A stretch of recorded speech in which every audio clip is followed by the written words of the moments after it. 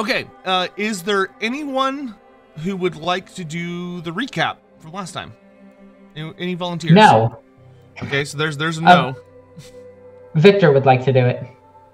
I'm being volunteered against my will. I don't like this. I will propose that if someone volunteers to do the recap, they do gain 5 XP. I'll take it. Oh, an incentive. Dramatic All right. shift of attitude. Indeed. Much like my cat and ogres, I am food motivated, and my food is XP. So, when we last left our heroes, after the great monstrosity of Stromfells erupted from the ocean depths, a great sea battle commenced, where we were absolutely not part of it. Trust us, people, when I'm telling you, there was an incredibly amazing fight between man and beast of the ocean, and that was entirely up to people that are way above our pay grade. Us, on the other hand, we got drafted into action by the captain, who told us to go into the ship's hold to bail out some water, and meanwhile, while Aisling and Egon, aka Manfred, ran down into the cargo hold to find a bunch of crabs there and sharks. Twintail and Berard dove into the ocean itself to clear the ship's rudder. This was not a perfect splitting of jobs, as the fighters went to the back of the ship, and the non-fighting members of the party went into the combat encounter. But hey, we came out alive and well, and we kicked a lot of crab butts, and many crabos were staboed. I think we also got stabbed by the crabs and sharks, and also poor navigator was also was a lot on the floor and also getting bit by sharks. But through grit and determination, we managed to kill all the sea life and plug the holes on the boat, and then slowly but surely bail all of the water out of the cargo hold. Sure, some of the food went slightly bad, but you know, everyone could use a diet every now and then. So after that, I forget how long passed, but I take it it's been like weeks that happened in between, like, yeah, a couple of weeks. I believe so, yeah. A couple of weeks passed, and slowly but surely we are making our way towards the Isthmus of Lustria. However, something... I forget what the inciting incident was, but I believe... Oh, it was fog. Yes, that's what it was. A strange and unnatural fog descended above the remaining ships of the fleet. And as everyone was called on deck in order to make sure that the ship, no ship ran aground of, be it reef or something worse, Aisling decided to hide from the encroaching darkness, and went down into was it her cabin? I forget where she went. The infirmary. Oh, the infirmary. Right. Yeah. Right, she went into the infirmary, and there she encountered a strange and otherworldly creature that presumed to tell her things that were patently not true. But how can one know when otherworldly forces are at work? She managed to call for help. However, right as help was about to arrive, things turned bad, as the ghost, the spooky ghost in the infirmary, attacked Aisling and a ghost pirate ship.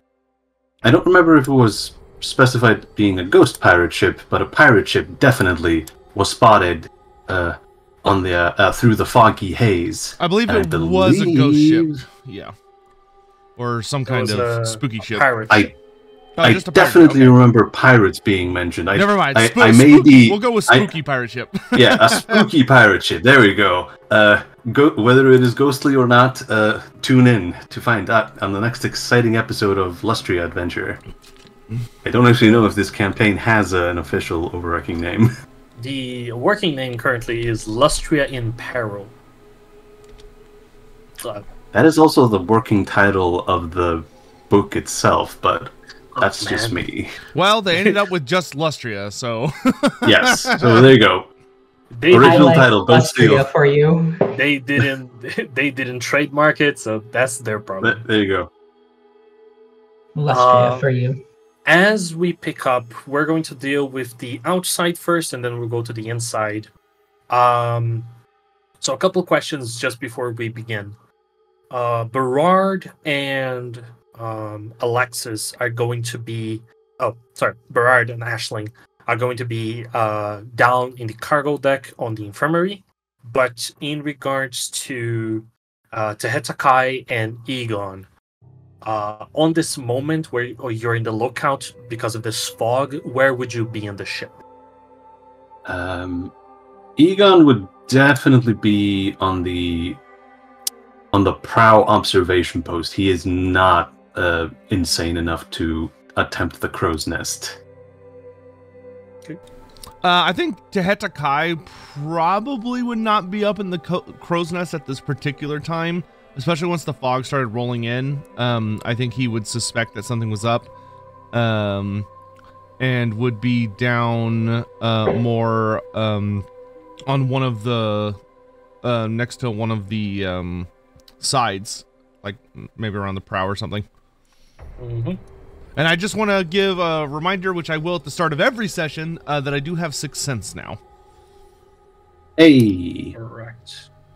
So, Tehetakai, as you guys are floating in this fog, you were the first one to sense that something is wrong.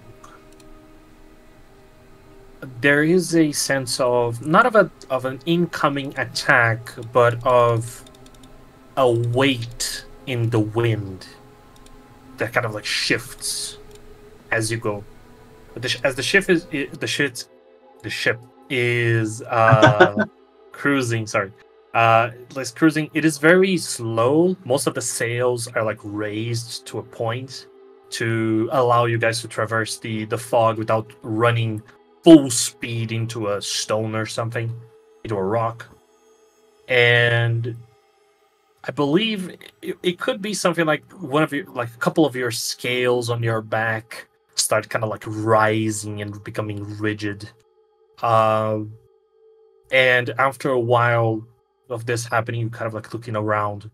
One of the individuals to your side, which is a halfling, she is fully for her full body is on the rail as she watches something and says, "I think that's a ship."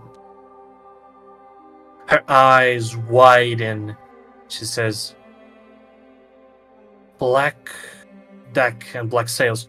It's a pirate ship!" As she yells to the rest of the crew, and you see the crew starts moving quickly to the rest of the deck. You see as this ship, in an unnatural way, comes out of the fog, almost like sideways, moving weirdly on the water. This ship has a kind of like semi-destroyed deck. It is full of pieces of like seaweed and small crustaceans. And at first, when you see the boat, and people start mobilizing because of the pirate ship kind of like scream, It doesn't appear to be anyone on deck. The fog clears out a little, and then you start seeing them. You see figures, humanoid figures, unmoving, kind of just like waving on deck. You see, as the fog begins to go away, begins to kind of like open a little space, you see the rotten, decrepit corpses of sailors long and recent dead. Pieces of like eels and crabs and cockroaches still living inside this wretched corpse. Dozens of them on deck. But they're not doing anything. Tahataka is just gonna hiss loud enough that if anyone's nearby him, they would definitely hear it. But he just says, Plaxchochankaz. And he will whatever you said, Twintail. He will have his quarterstaff at the ready.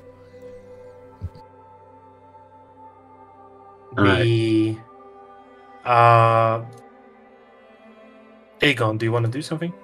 Yeah, I wish to draw my machete as much as that will help. You see individuals kind of like coming back and going to like kind of like muster stations and kind of like grabbing not muster station, but it would be like weapon stations. Grabbing battle stations. Yeah, battle stations. Yeah, that was the battle was the word. Kind of like battle stations, grabbing swords and pistols and muskets.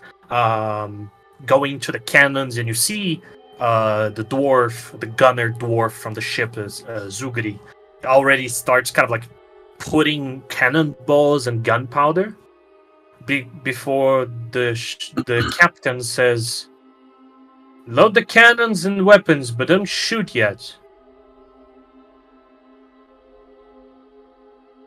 And you see the dwarf looks to her, and then kind of like gives her a bow. On the opposite ship, there's a figure emerging from the fog. Long black coat with belts and decorations of nations long past. They pick up what are the kind of like a hat, a tricorn hat, put it on their head.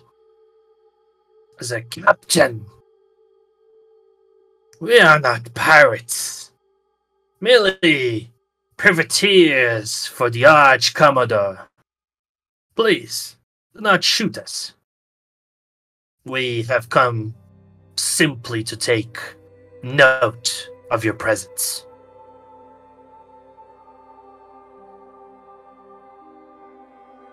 Captain stands for a second.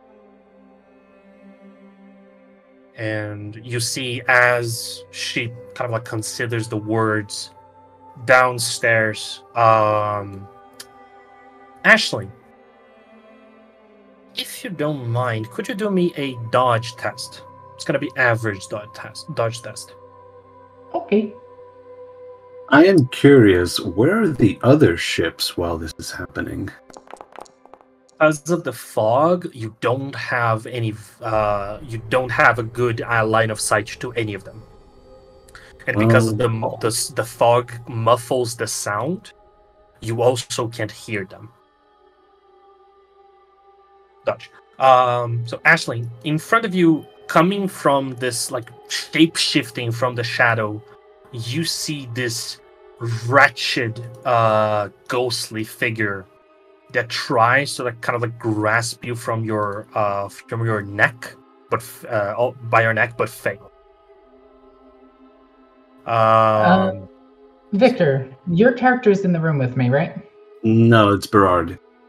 Oh, okay. No, it's the least helpful one. Ha. Better than nothing. Does my character know your character's name? Should. I believe we introduced each other when we talked to Hetakai. Yes. Yeah. Okay. Yes, I just had to make sure of that.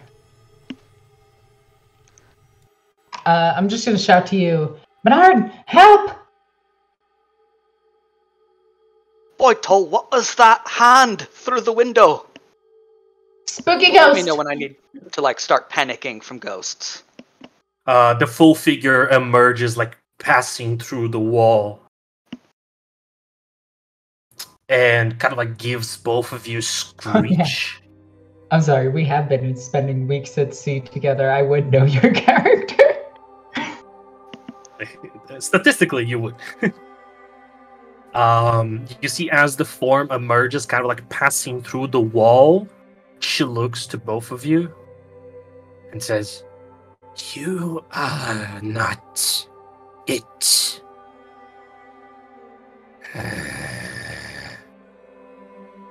Gives a growl and hovers outside into the water.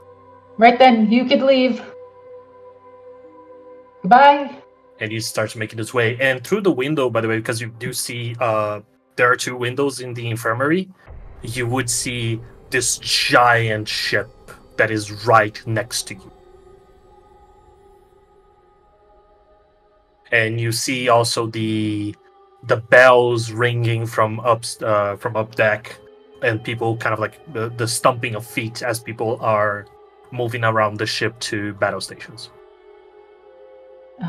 Bernard, I'm gonna come over here to you. How do I move myself? I can't The move. game is paused. What the what? There we go. I'm just gonna walk over towards you and just kind of not cower behind you, but just like stand with you, but like back from you, if that makes sense. I think I'd be more comfortable above deck with all the guns. They may attack there, but damn. I'm gonna need to go and help them. Back here, through the wall. That is true. Good point, Bernard. Let's leave.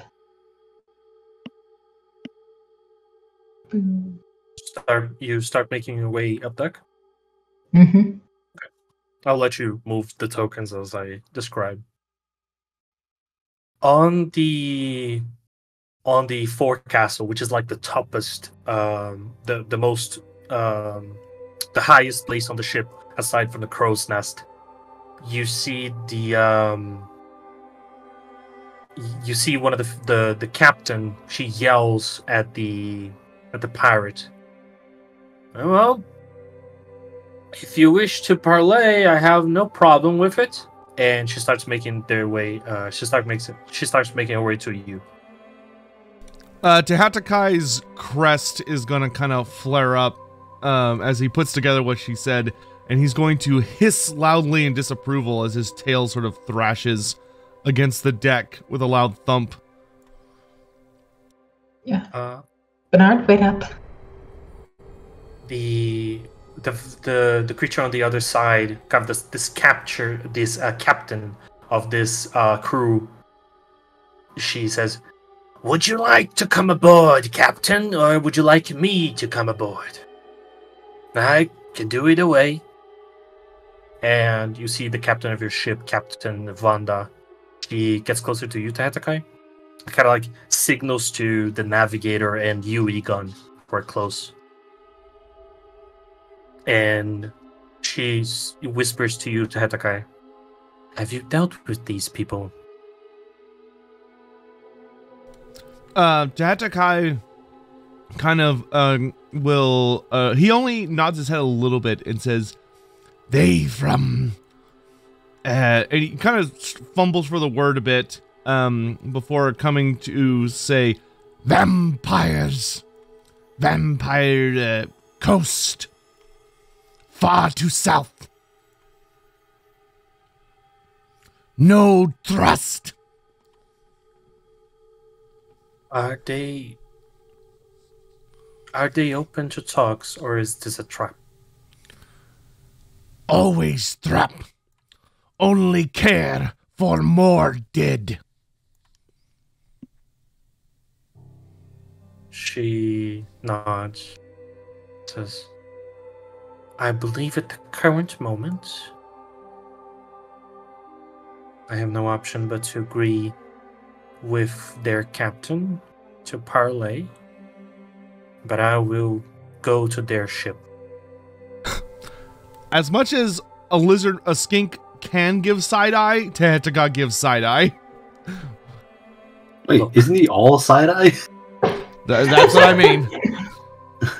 You see the captain kind of looks to you and says, I do get the idea. I have dealt with pirates before.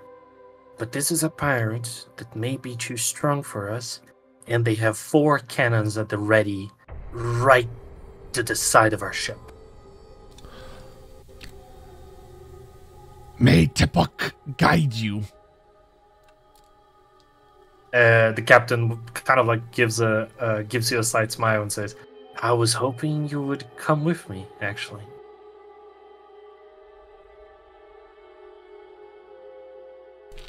I need to know if whatever she says to me is true. He will kind of quirk his head, and his crest is going to like change to a darker hue, and he kind of will hiss, Tatakai, only kill, not talk. You see she nods, and she says, very well. If you see that I am in danger, attack. She turns to the navigator and says, if I am captured or harmed in any way, open the sails and run. And she turns to Egon. She does actually Manfred. Says, Mr. Manfred, is it? Frank. Herr Frank. Frank. Very well.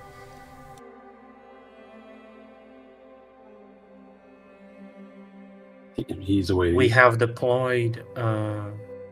Pass a word to the rest of the crew quietly that if I am to be harmed, they are to leave without me. He gives a lazy salute with his machete. She nods and starts making her way. As members of the undead crew kind of like jolt into action, and they start carrying this long, kind of like plank, and they deposit it between their forecastle and yours. As the captain makes her way there. Tahatakai will follow her to the plank, he just won't cross it. Yeah, for sure. You see the captain on the other side, as you get closer, you do notice that she indeed has very long white fangs. Although some of them seem to be a little broken. She has long white hair and very, very luminous red eyes. On her side, you do see a decrepit figure, but a little bit more put together than the other ones. You see this creature kind of like jolts forward and starts following, and this creature has a clipboard in hand.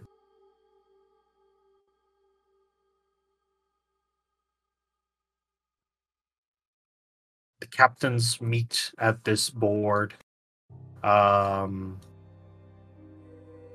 you see the captain on the other side stays at a distance, grabs the clipboard, puts a little, almost like a reading glasses on the edge of her nose, grabs from one of the other zombies kind of like a quill with a little bit of ink. Says,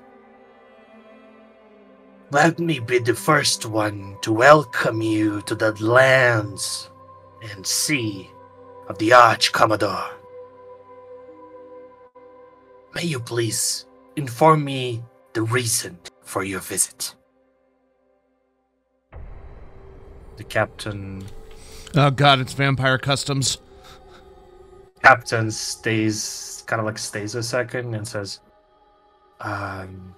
we are to deliver food to Port River. The vampire nods, writes something on the clipboard. It says, How many crew members do you have on board? and you see that as she starts kind of like pointing her back, her head back and counting. She goes back and says, "We have 24 live souls." The captain agrees, does a little annotation. Do you possess any dead bodies you would like to declare? And the captain shakes her head. Very well. During this time of the year, this deep fog covers the coast of the Arch Commodore's territory. We, as members of its retinue, are required to ask for a tribute as you enter our lands. In exchange for the tribute, we will guide you to the fog to avoid any shipwrecks on the way. And you see the captain kind of nods her head very slowly. That's very well. What are the costs of this? And she looks to this clipboard again. It's like making some notes. She talks to the zombie to her side. And by the way, this zombie that is a little bit more put together, it doesn't have the lower jaw. So it just has the upper part of the jaw, and then the tongue is just like hovering on the air. I thought you said he was more put together, not less. He is more put together in his like clothes. He has like a long coat, but he is missing like he's missing the lower jaw. And you see he as the captain of the vampire ship kind of like looks to him. He does a so she nods her head and says, "Yes, indeed. I do believe that is necessary." Very well. The price is of 5 gold crowns per head. And you see the captain, like your captain, kind of like, all right. Well, that much is. And then you see she's starting to say that much is agreeable, and then she stops herself. Egon, are you close to this? I mean, I didn't want to interrupt, but I think I've had a slight interaction problem with the map. As you can see on the number above my token, somehow I am floating in the air and I can't get down. You went to the crow's nest is a little hard to implement. Yeah, because I was like walking across that plank thingy and I did not realize that the pole. Victor, you have ascended. I love the idea. He just like video game clips like just to a higher, and he's like, "Oh no, I can't get down." Oh no. Yeah. Whenever posing to assert dominance. Whenever you're moving through this little bridge. Whenever you're moving through this bridge, you have to drag yourself to the other side, because if you walk, you go up the crow's nest. Yeah. Because it's in the same map, it doesn't teleport. It's a whole deal. But anyway. Details. Yeah, alright, yeah. I was going to be standing slightly back, but now I am. So both you and Tehetakai can do me intuition tests. during this conversation. All right. Meanwhile, it's gonna be average for both of you. Meanwhile, Aisling and Berard, where are you at this point? It took me a minute, but I have moved to the level where the cannons are. Okay. Aisling, do you wish to follow? She is Seeing fine. that things are getting bad, I am going to go hide in the corner. You go back. You, in my imagination at least, and do tell me if this like matches a little bit. You climb. You see this like ship full of zombies, and immediately climb down again.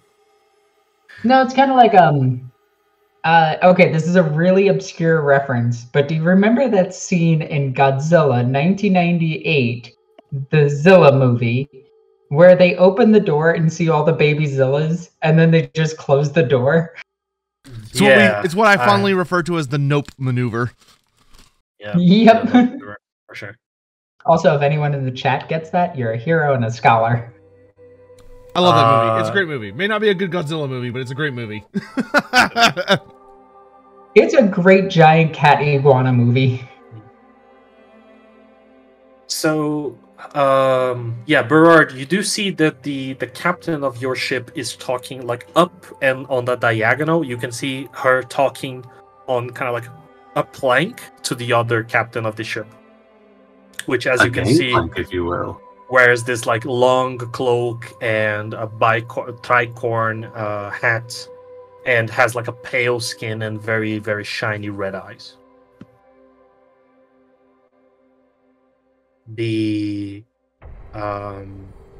So Tehetakai and Egon, what both of you notice as your captain stops herself is something you did notice as you were here, as you were like traveling.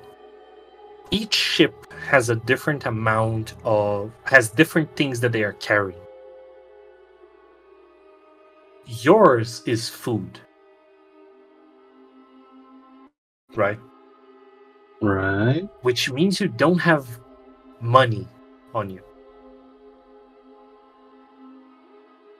So as she's saying, like, that isn't too bad, she stops herself because she realizes there isn't much gold on the ship. Tehetakai will kind of speak up from a little bit and kind of ask the captain, say, why no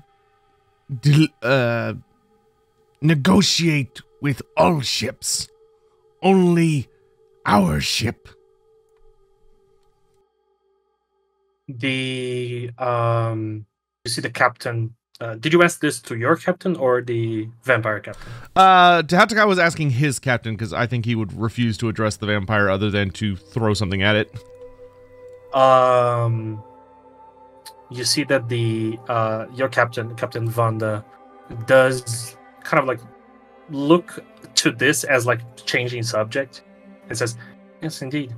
Why is this negotiated ship per ship?"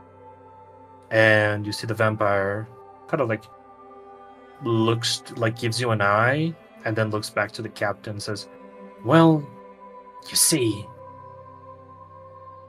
you are the ones that I found."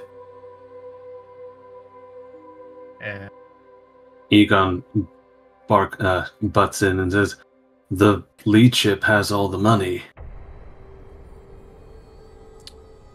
you see the pirate, she gives it I forgot the expression. You know when a dog kind of like turns her head to the side, like sideways? Cocking her head. She cocks her head and says, "I have no idea what you're talking about. You are the only ship in my territory."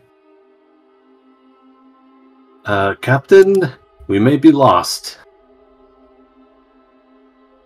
She speaks, and you're pretty sure she's a vampire. She probably is, but she does speak to you and not to the vampire captain, which does mean a guide would be even more useful right now. Tehetakai will sort of hiss, hiss unpleasantly, and his tail will thump the deck again, but he doesn't say anything. As you're talking, you see the ghost, like phantasma, starts going from the sea level closer to the vampire captain.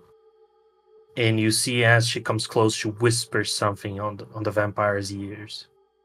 And the vampire gives a nod and says, "Well,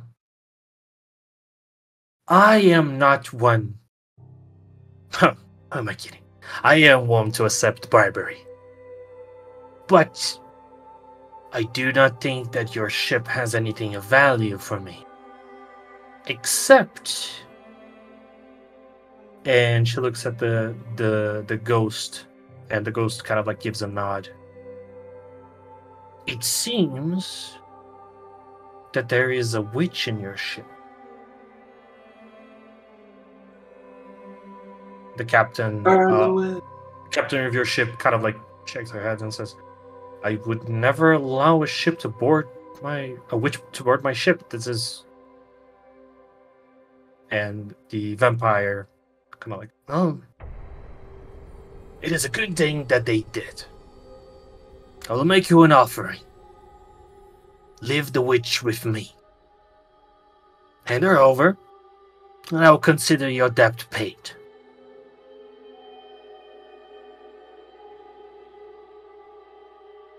The captain of your ship says, "Of course. The witch.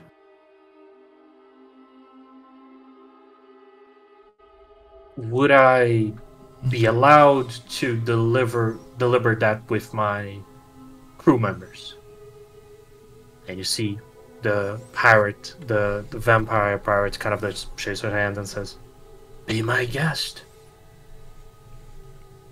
The captain comes closer, fully boards your ship, and comes aboard your ship and kind of like asks people around. "I have no idea who this witch is." Which witch? Exactly.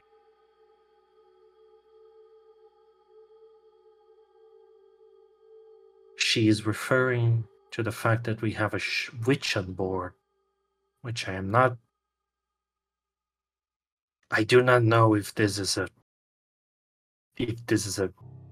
they are tricking us, or if we do indeed have a witch among us and we are just not aware. Quick, someone hit the emergency button. Among Us. Damn it. You see the first officer comes and says, "Well, if we have a witch on board, just give them over. We'll test for whoever it is, and we'll just leave her here." And the captain kind of nods and says, "I am no particular fan of witches, but I am scared of whatever fate awaits said witch among this crew."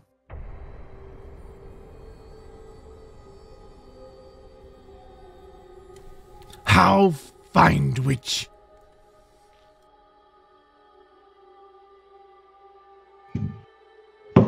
The captain kind of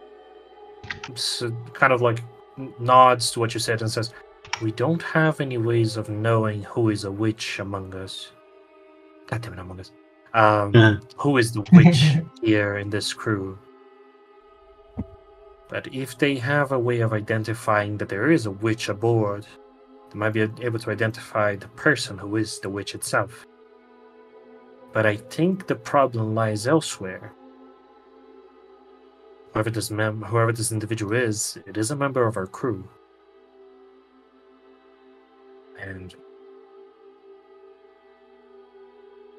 It was me, Barry. It was me all along. The Flash references, goddamn.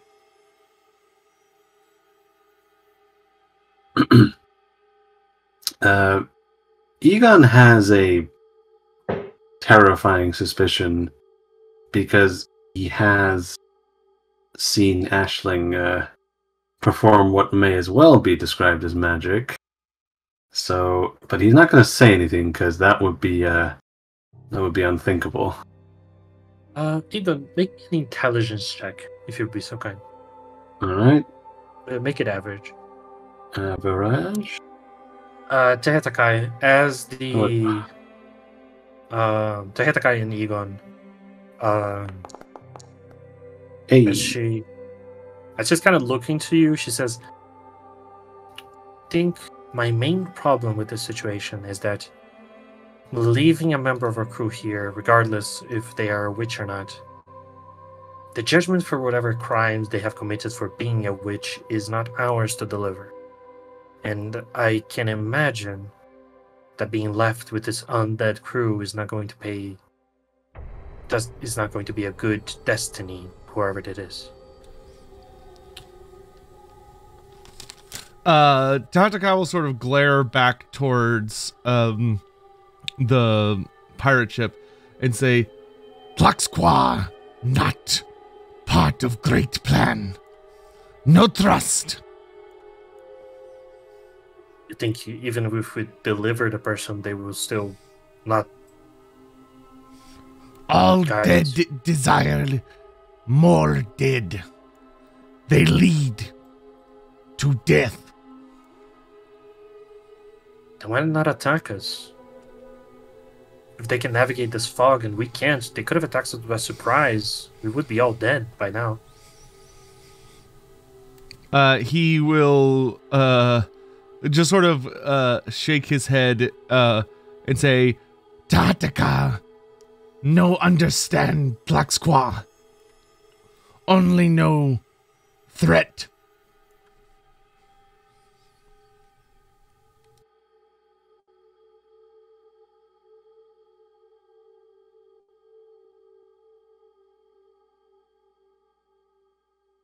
The captain kind of nods and says, Mr. Frank.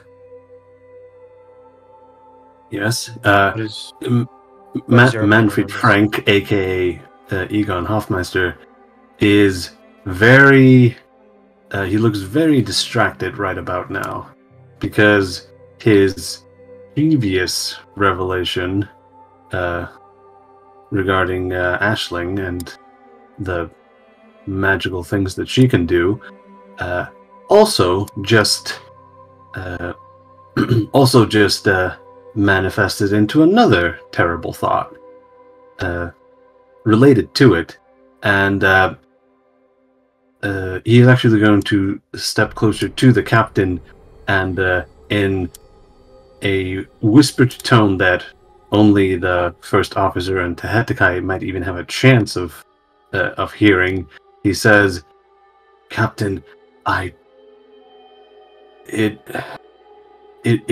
terrifies me to mention this, but there are two people on this boat that have performed, well, unnatural acts.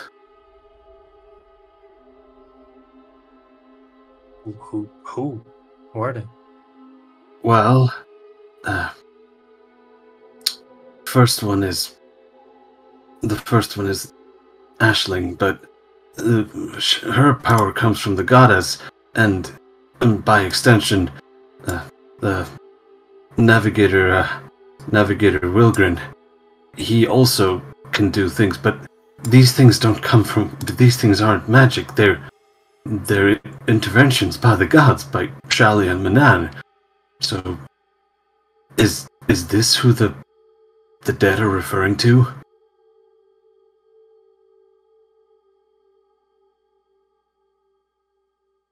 She ponders about that,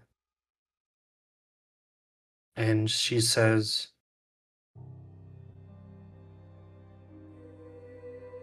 I don't know if they are the ones that she's referring to.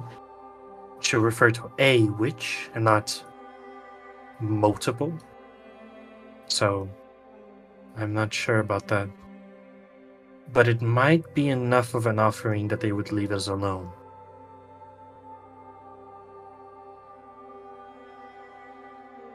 question does remain. Does offering them one of us, would it be a good idea? Because we are lost.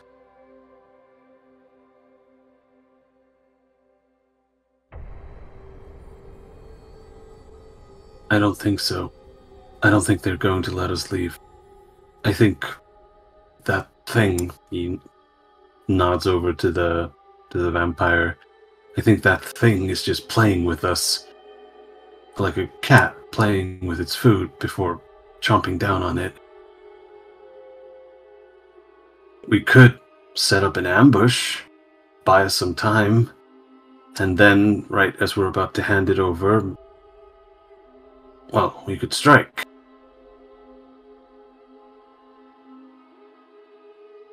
He turns to look at the vampire, turns to look back again. I don't have a good feeling that we could take them by storm. They are very large in numbers. But we could break contact and try losing them on the fog. I mean, who's to say we can't put a few holes into that ship and then run? Yes. Serpent strategy. Strike. Retreat. You see she nods. Either Egon or Tatakai, one of you can give me a charm roll. Oh, Nose goes. I'll handle that. Because it is a very risky thing you are asking her to do. Giving up a member of the crew is way less risky than trying to run away from other crew. So it will take a little bit of a test. I take it this is challenging. It is going to be challenging. I'll throw a fortune point into that. Given over for mutation. Much better. Now we're talking. She nods her head. Says, what I want you to do is this. Jehetakai, tell the deckhands to unfurl the sails at my command. And Egon, tell the gunner to shoot the cannons at port side at my command. Egon desperately attempts to figure out which side is port side. It's the side that is turned to the other. Yeah. I realize that, but Egon is he doesn't have the sales skill. He has no idea about these things. Tehatakai will bob his head in assent and sort of retreat. The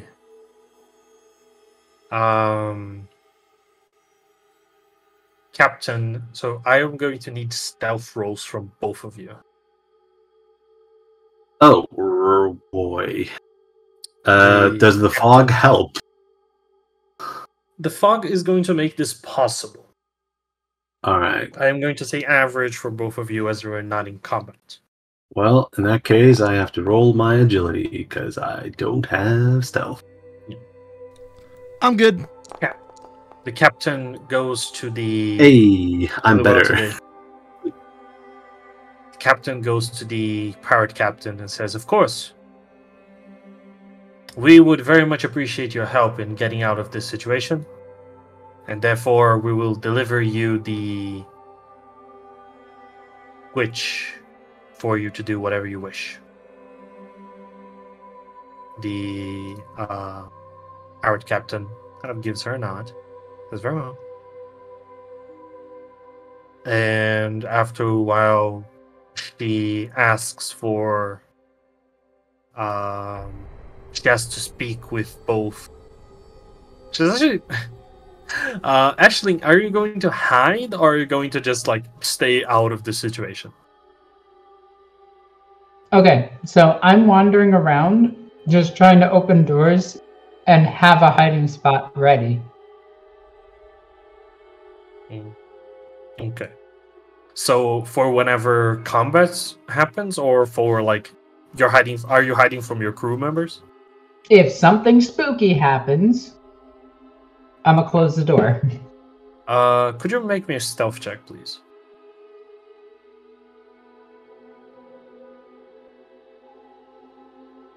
One moment. She like magically she like magically finds the one room that's just filled with sirens. Okay. Oh, whoops! I clicked my dice. I didn't know I could do that. You see eventually one of the members of the crew comes up to you and says, Miss Ashley, the captain's asking for you up deck. Is she injured? No, it is at the matters of a witch. Which? Exactly. Could you That come doesn't to the make any forecastle, sense. please? Sure, where is it? Just follow me. I will guide you to your destination. Actually, teleport you to your destination. Holy cow, I'm here now.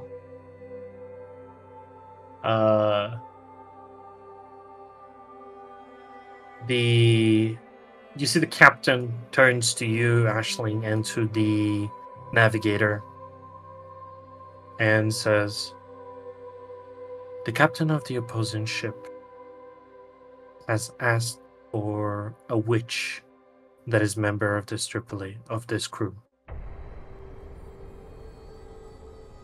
I would rather not give up any members of my crew, which are not. But I am going to need a bait." Right. I believe the navigator should go. Navigator looks at you. What? I mean, what? And the captain says, "Very well." And the captain looks at the navigator and says, "Very well, Mike. You are going to serve Manan in the best way you can, which is going to be being a bait to help us."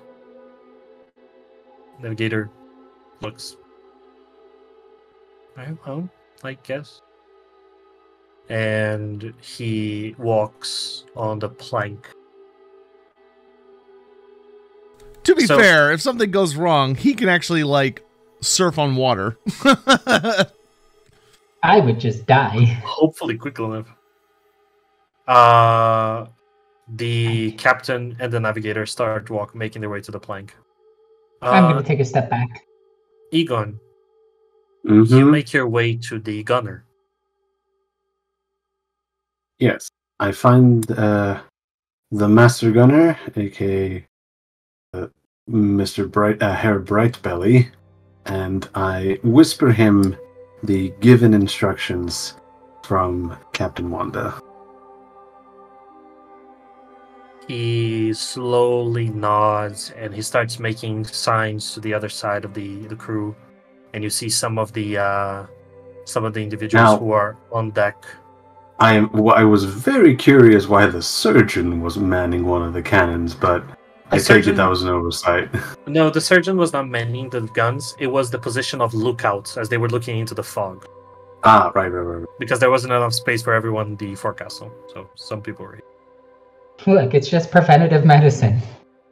You see Zugri. He looks towards you, Egon, and says, "Right, Warpendling. Do you know how to operate one of these?" Slowly shakes head. Right. Do you know how to light a match?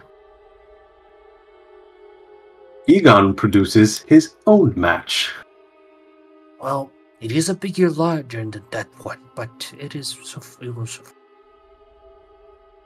it is a tad risky for me to ask for more deckhands to mend this cannon, and I need at least 3 fellows for that. Would you care to assist me?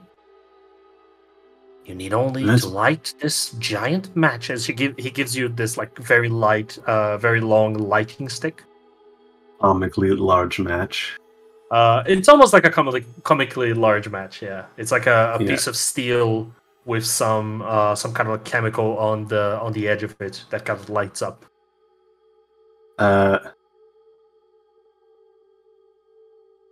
Egon takes the comically large match and just sort of holds it by his side, attempting to make it look like he's not holding it. The helmsman is at the helm. Yeah, hopefully. Yeah.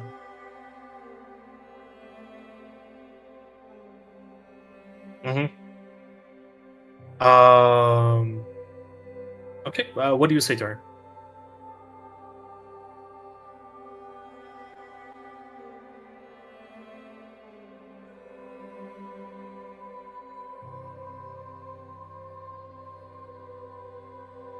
Oh, we're leaving already.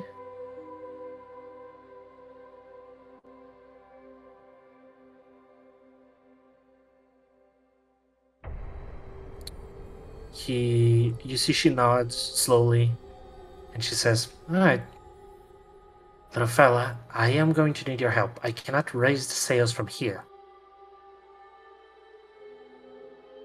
Do you have... All right. Do you have anything that cuts? All right.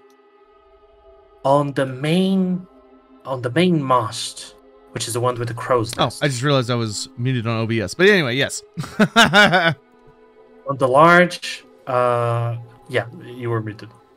On the large mast, the large one with the crow's nest on top,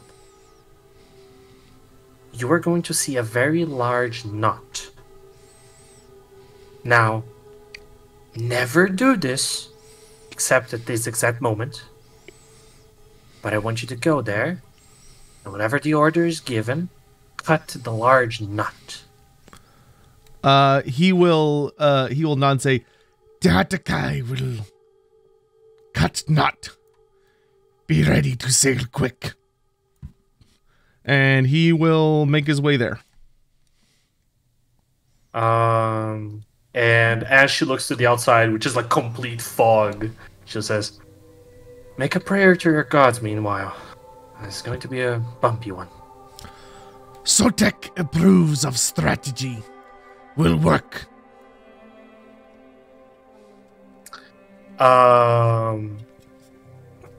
Berard. When my good friend the Navigator is brought in after discussions about a witch, Berard would follow the Navigator to try to figure out what's going on. Gotcha. You can go to the forecastle by entering one of these, the stair to your right. Okay. I had no clue how to get up. Yeah, I'm missing some... Well, that's fine. Powers of GM teleporting. Yeah, sometimes it is easier for me to just teleport people. Yeah. Yeah, you see the captain, she takes the weapons from the Navigator, and she says, "Well, you're going to be just fine, so just leave the weapons with me. I am going to pull you from..." Okay, so what's going to happen is this. We're going to go to the middle of the plank. I'm going to fake that I'm going to hand you over. I'm going to pull you to aboard our ship. And the three of you, and she points to Berard, Ashling, and the first officer, you are going to kick the plank away from the ship. Cool? Berard nods. Nods very slowly.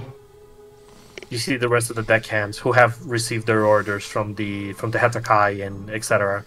start moving around. And well, Hetakai, are you stuck in the crow's nest too? No, I went there on purpose. That's Okay. Is that where the knot is? It's at the base of it, but you can stay there if you want to. It doesn't. Oh, make a okay. difference Well, for then this. just pretend he's at the base of it. Yeah, no problem. Very well.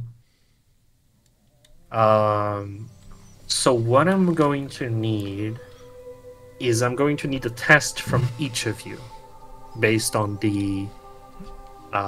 You can either do the things you were told to do, so the steps of the plan, or you can change your actions to whatever you think is better or whatever fits your character better in this situation.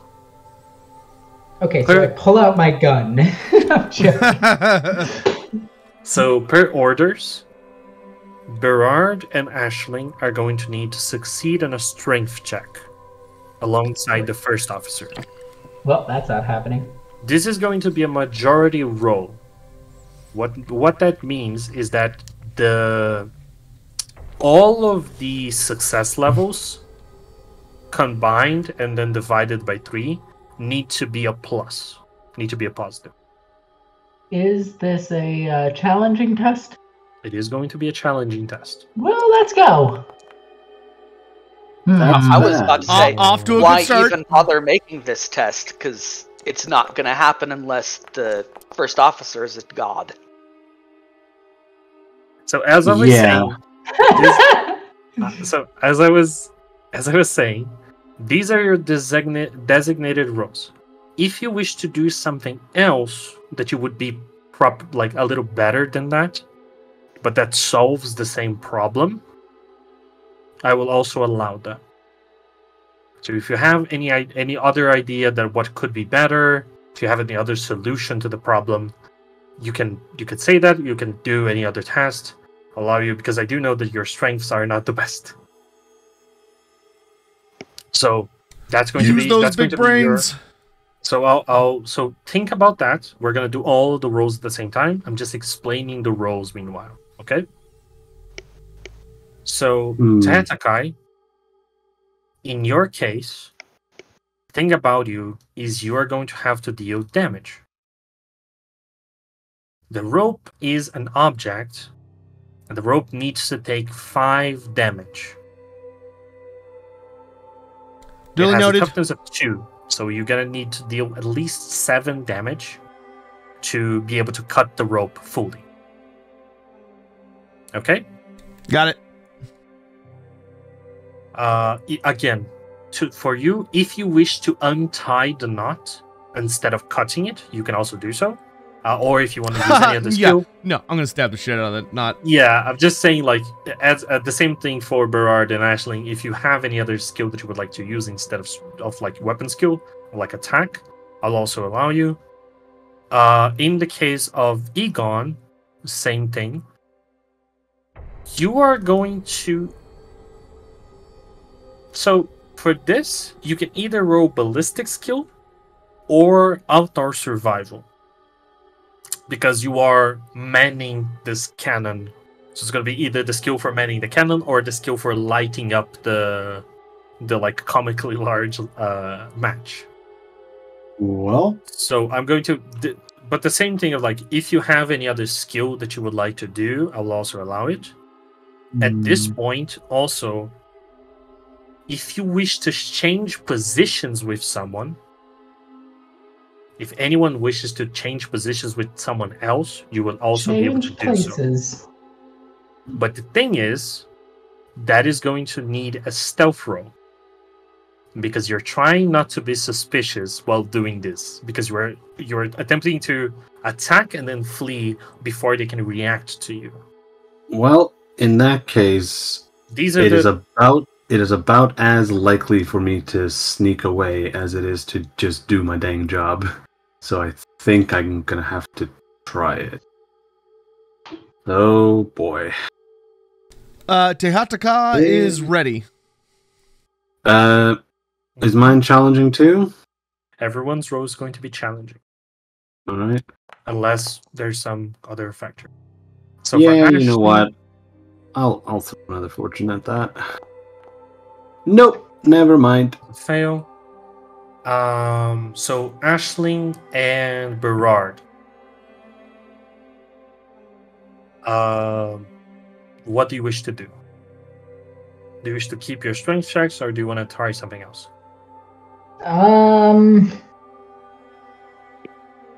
Berard would like to take his sling and do a called shot to the vampire fleet captain's head in hopes of stunning him long enough for whatever tragedy is about to occur Ooh. not be as bad.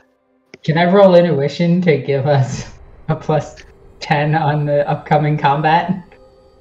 If you wish to, I will allow you to do an intuition or like a perception to give assistance to Berard, which is going to make it an average roll in this case. Assistance is normally plus 10, but because of this, we're outside of combat. This is going to be an average roll for Berard.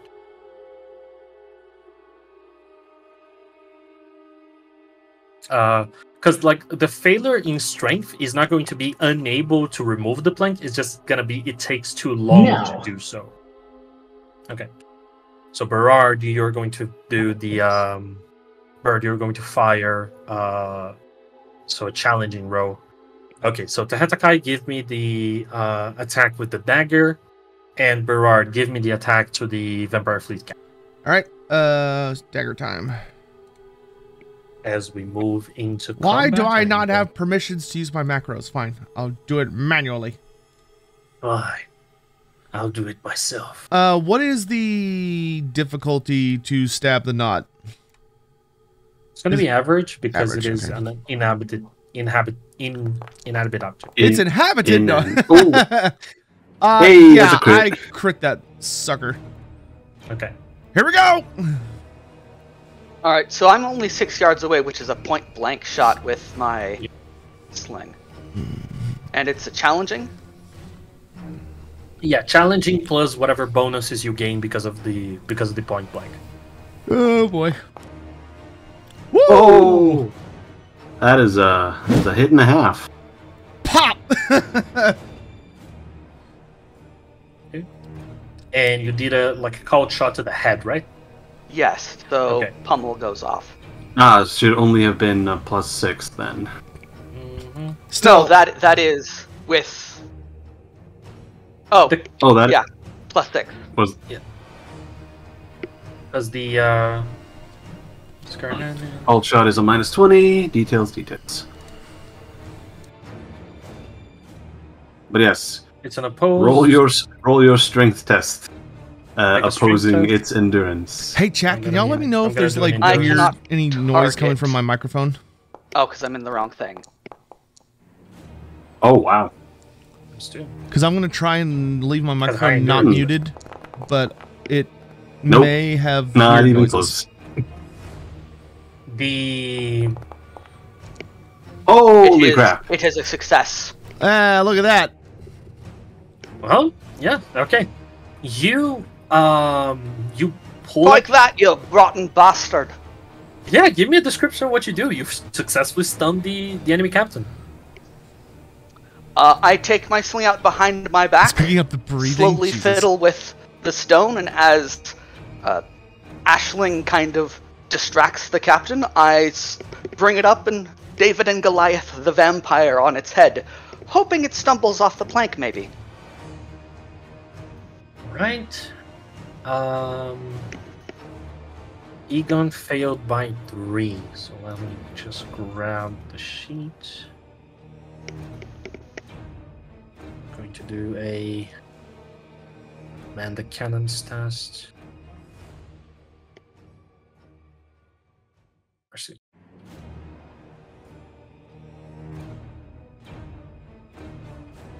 No.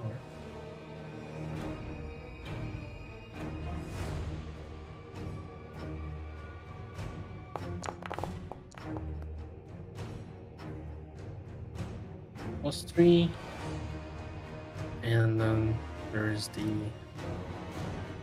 backman. Hopefully the backman can roll really well. Unfortunately not. The you see the as the gunner Zugri, he starts like doing he starts like pulling black powder and a cannonball and kind of like jam it inside. All the three of you start doing. You kind of like start. You're not a very practiced crew, the three of you, and you're kind of like mostly making the job more difficult to each other as you're trying to load the cannon. So you're not able to successfully load the cannon before the order is given. Hetakai, you successfully cut the sails. You see the main sail unfurls and the ship jumps forward. And with that, the sling goes off, hits the captain, the enemy captain in the head. The Captain Vanda is going to try an athletics test to pull the navigator to your ship. This is going swimmingly. Well, the good news is slips and falls. I'm sure he'll be fine. Captain Oh my god, can I do it again? Can I try the perfect cast to catch him? Yes, you can. It's going to be challenging because he is much heavier than Hetakai. The perfect cast. It doesn't work. It doesn't work. You throw your fishing pole, the line, and it kind of like it catches him, but it immediately breaks because it's you. I just imagine I threw the fishing pole and the line. You see, as he starts falling, the ghost jumps for him. As the captain, stunned, takes a few steps back, and you see the board like twists to the side and falls as the first officer starts dragging. First officer is an old man, so he's not very good at that, but he does like push it aside. And you start getting your way out of there.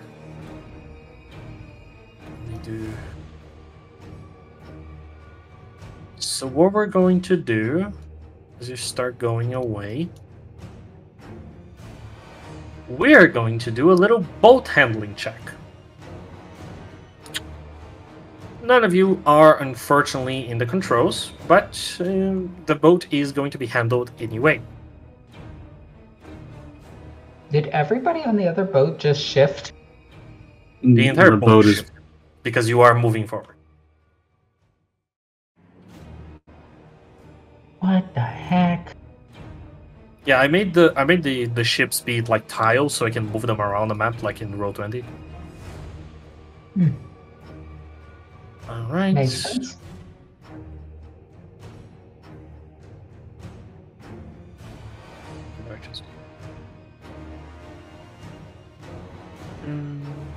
Let's see how much.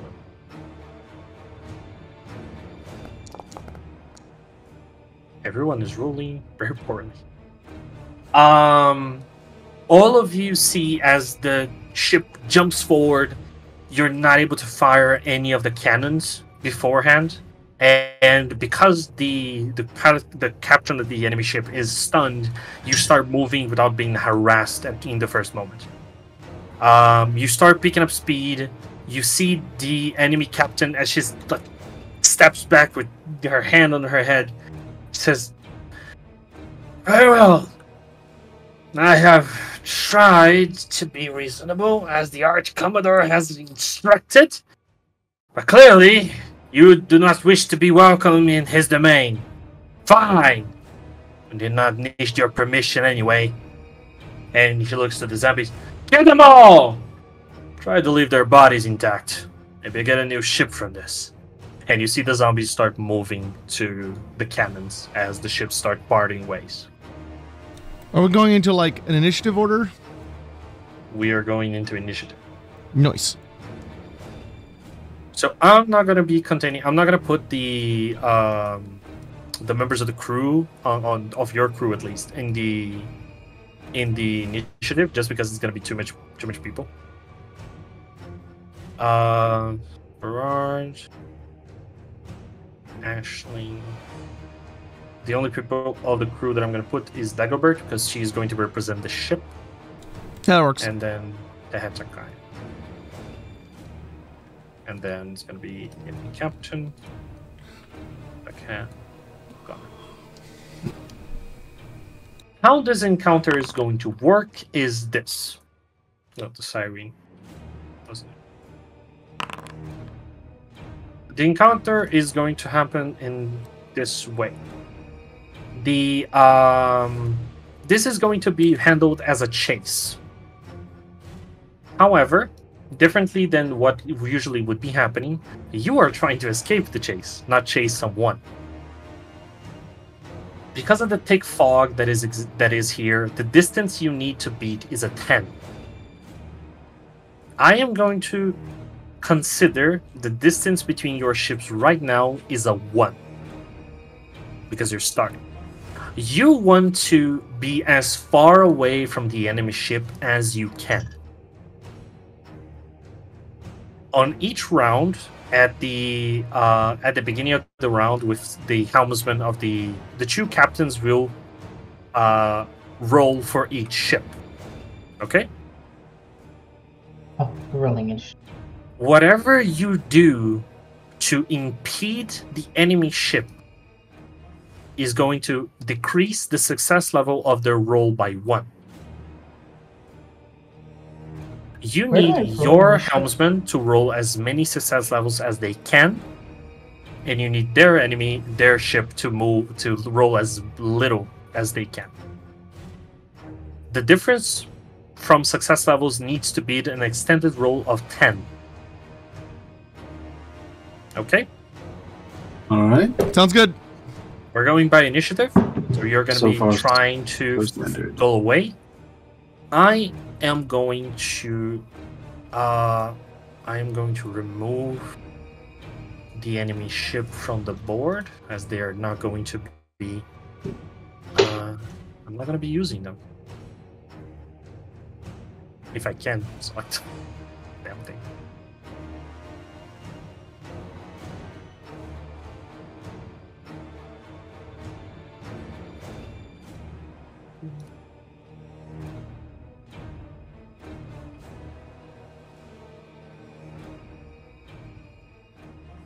All right. So at the beginning of the round, the two captains are going to battle it off. Because of the stunt condition on the enemy captain, I will give this as a surprise round. She's not going to, for the sake of this, she's not going to act. However, Dagobert is going to act, and she needs to roll as many successes as possible. So let's go to Dagobert. Question, GM. Yes. Once we get moving, the navigator is totally lost, having fallen in the water. Correct? The navigator is, yes. If I spend a fortune point to go first in initiative, can I then try to throw a rope from some of the rope that's tied along the edge of the ship down to the navigator in hopes he can grab it? I will allow that, yeah. He's currently falling, so you could do that. Alright, that'll just be a ballistic skill test. I was trying to figure out why we were all causing fear to Tehatakai, and that's because he's small. Yes, I am small, it's true. That is challenging, correct? That is challenging as we are in combat. Hey! Good shot. Let's just go. On his turn, he's going to try an athletics to catch it. But you do make your way to the side of the ship, and you throw a rope overboard. What? Oh. Grab the rope! He's currently screaming. He's ah! Alright, so +1, you start making your way, you start increase your distance, so your total distance is 2 currently. The it's going to be Tehetaka, you're Berard, you went first, you threw the rope around. Tehetaka, your turn. Okay, so Tehetakai is going to make his way over to here. And do I see the rope that what's his face is attached to? Yeah. You Then I will grab it and start trying to pull it up. Okay. I will consider that assistance to his roll on his turn. That sounds good. Cool. All right. Ashley. Okay, so I am super useful in this situation, and everyone should definitely be relying on me for everything. Okay, jokes aside, I'm going to move over here and also assist with rope. Mm-hmm. He's going to get a plus 20. Tahetakai, let me help.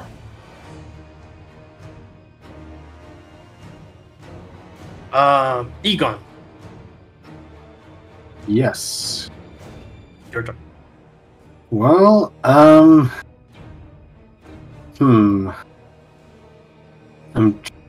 So, this is gonna sound weird, but can I look around and find the heaviest and least valuable things to try and, to start throwing it off overboard to give us more speed? Yes, of course. Give me a perception check. May I ask for it to be an evaluate test? Yeah, actually, that's a good idea, for sure. Yeah, that's what I was thinking. Mm-hmm. Yeah, of course. Go ahead. Hey, never mind. Can I turn that into a +0 with a fortune point? Oh, actually, yeah, I just can. Yep. So I did. Hey, +1. Okay. I'll count this as a free action, not part of your action. All right. You start making your way to the inside of the ship, and you start seeing a bunch of stuff. You see chests, kind of like a chest that have like nails and wood on them. You see beds. You see some tables that have like stuff on them, but things that you could theoretically throw overboard to make your ship faster or even to hinder the enemy's movement. Yeah, this is not stuff that's being used, right? This is like supplies that are being carried. These are things that are being used, as in like this is the kind of like first officer's room and things like that. Well, in that case, overboard it goes. But there are things like they could sleep in a hammock. They don't need a bed. Yeah. Damn it, man! Your comfort will have to wait. All right. I can just see Egon throwing out a cupboard that had a ring once, so that it'll never be known it was lost. Roll Indeed. You could do that if you want to. I mean, that would be the perfect cover for me. Do you want to do that? I do want to throw out that damn cupboard. All right. It's ugly. So the act of throwing things overboard, I'm going to consider that an athletics test. Unless you can give me any justification for anything else. I mean, not really. I don't think I can think of a skill that works better. Okay. But yes, I will attempt to do so. Right. So before you do that, yeah, do the athletics test. So the thing that I'm going to ask you, if you what do you want to do? Do you wish to decrease the enemy success level, or do you want to increase your own? I wish to increase our own. Okay. For the purposes of the game, it doesn't make a difference, but yeah, just to be sure. No crap. Alright. It's a bit heavier than I imagined. Yeah, you have a hard time. On this term at least, you're not able to catch to grab the cupboard and throw it overboard. But it doesn't hurt you at anything, just not a very hard job to do. Alright, that is me. Okay. That's going to be... It's going to be top of the round. Let me grab the... That's going to be a piloting test. +1 bonus because of the... Or no +1 bonus because of the assistance, so it's going to be just a straight roll. And the enemy pirate is also going to roll. Roll.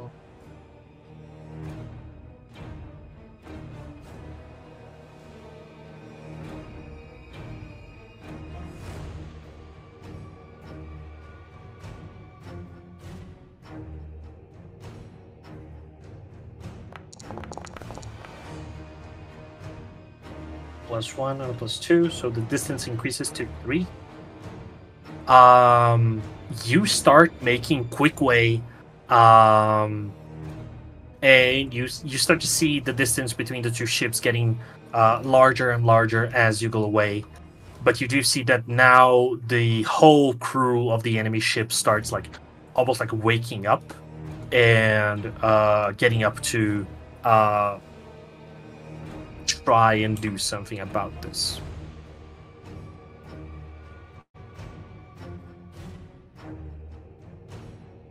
That's going to be Tehetakai. So let me do the strength, the athletics test for the navigator. When get up here! The captain threw me overboard!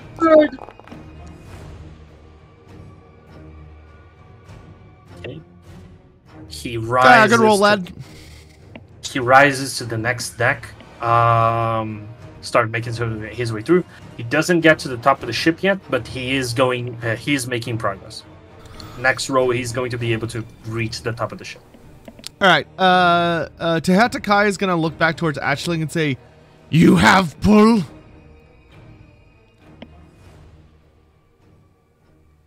I'm sorry, I have what? You pull Tehetakai elsewhere. Yes, I can help you. He will bob his head and he's going to let go of the rope and he's going to make his way as quickly as he can down to where the cannons are. What?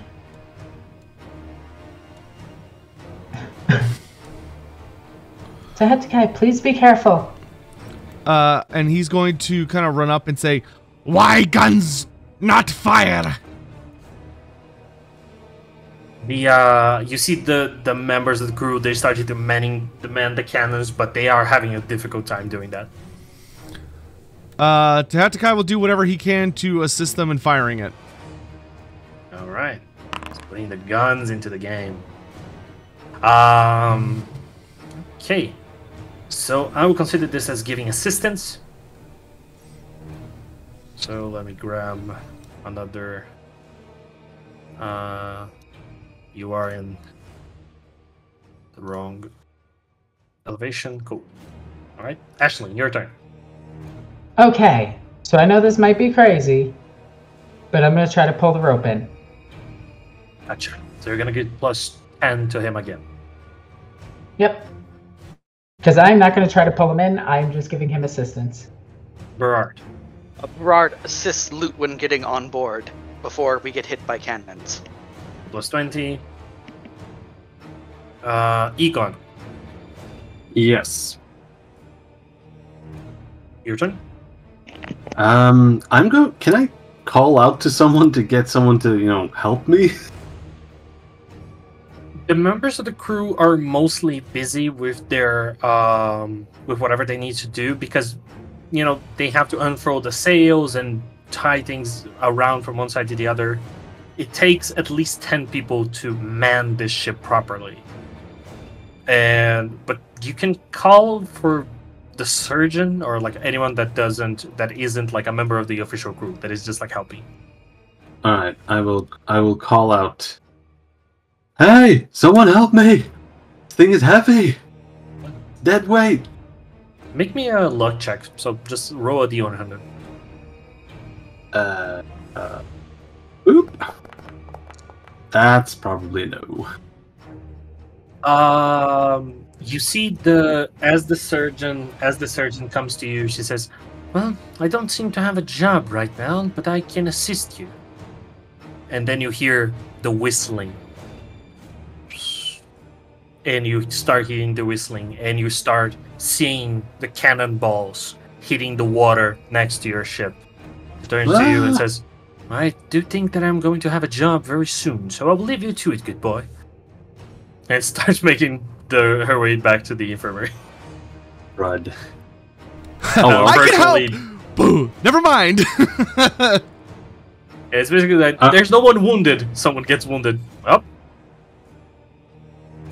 Well, in that case, I guess I just keep hauling away at the cupboard to see what I can do. Make another test. All right.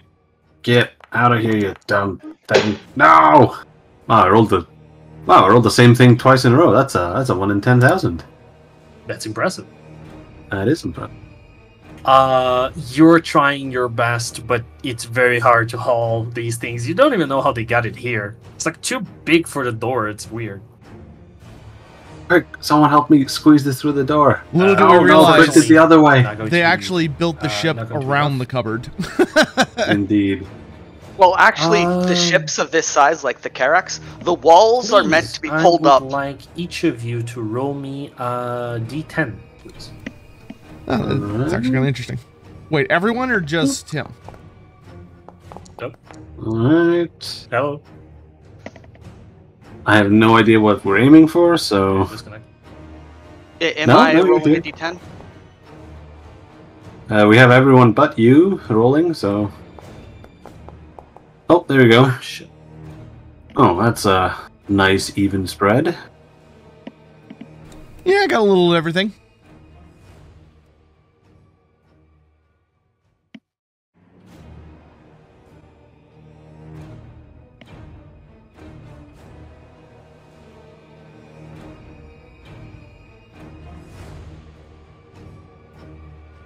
Oh, hello. Hello? Hello. Oh, I think I'm... You did go a little robotic just then. Yeah, you're cutting out slightly. Give it a sec to settle. Oh, wait, I was gonna say, like, the old Carrack ships, the walls of, like, the officer quarters were designed to be lifted up and strapped to the ceiling to make for open room for manning cannons and moving them to portholes. Oh, we lost the GM. Alright, we'll just give him a sec. I think my internet is having a little bit of a problem here. Well, you sound... Sounds like it. You sound normal to me now. Try speaking again? Hi. Can you hear me Yeah, correctly? you sound fine. Seems it's fixed. It has passed. The warp has stabilized. Praise be the Emperor. The bot is really buggy for me. Okay, yeah, I don't know what happened. Check. I'm trying to get on Foundry, back on Foundry though. Yeah, no problem. Yeah, we'll wait. It's actually, if y'all want to take like a quick 5-minute break to let everyone like use the bathroom and stuff, it actually is about that time. Sure. Yeah. Yeah. Yeah, so Sure, why don't we all, sounds yeah, good. let's take a quick 5 minutes. Okay, Alrighty. I'll try and see if I can fix the internet meanwhile. Yeah, no problem. How you doing, chat? God damn it. Dude, I'm getting so irritated with OBS. Like, it's so weird. Whenever this mic, like, it isn't that loud, right? Like, compared to everyone else, like, I think I'm a little on the quiet side, but it's so annoying about picking up, like, noise. Like, even though it doesn't let me be that loud, it, like, picks up even the slightest sound where, like, it hears, like, y'all can hear me breathing if I'm just quiet, so I have to constantly mute the mic when I'm not doing anything. That way I don't have, like, I'm not making, like, annoying sounds in the recording, which is just very frustrating.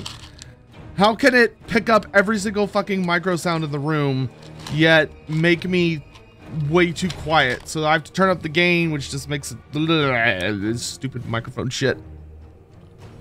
Anyway, how are y'all doing?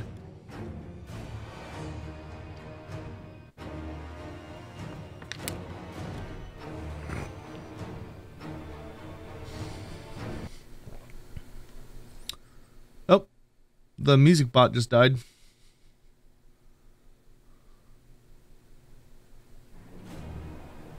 And now it's back.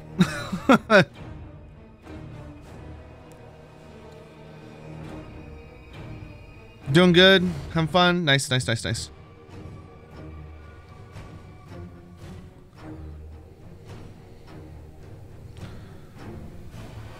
have to rewatch the beginning. Yeah, hopefully we'll be able to get away here. We are not having very good luck with the rolls this session.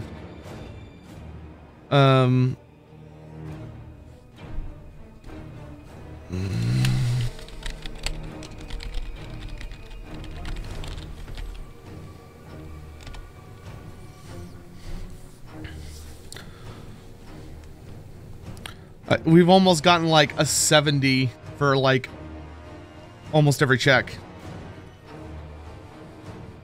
Also, I did not quite realize how vulnerable our group is to like strength-based tests. Like, we do not have much strength in our party. Which I'm sure won't come to be spooky. Do I know if the GM has a Discord or community or something for Warhammer Fantasy Roleplay? I heard him say he's Brazilian in previous episodes, so am I, and I would be interested in getting involved. Yeah, Ikutalka, so, I'll ask him and get a link for you when we're towards the end of the session. Or like when we come back from break. I want to say he's in the... There's a really big server for Warhammer Fantasy Roleplay and like finding groups. I have like a billion servers on here, so I'm not sure which one it is. One of these servers.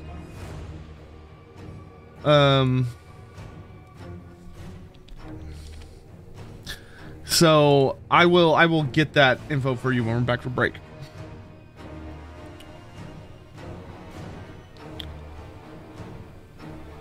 I don't know if it's the Rat Catchers Guild or not. That's the thing. Uh-oh.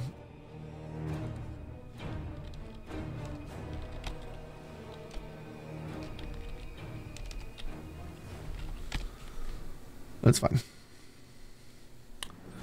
All right. I'm going to go take a quick bathroom break. So I will be back in just a minute. So enjoy the music and stuff while we're getting everything settled technology-wise.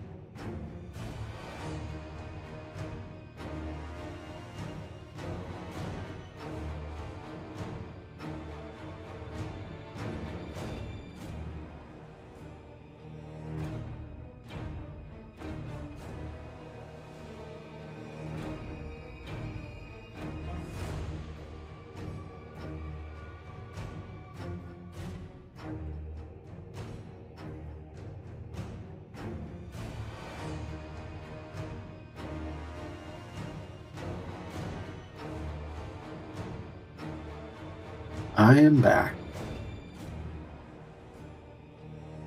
Yeah, I'm also back.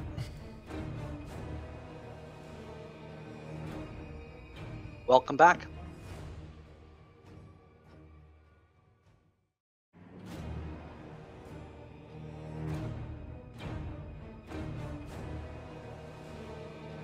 Babe?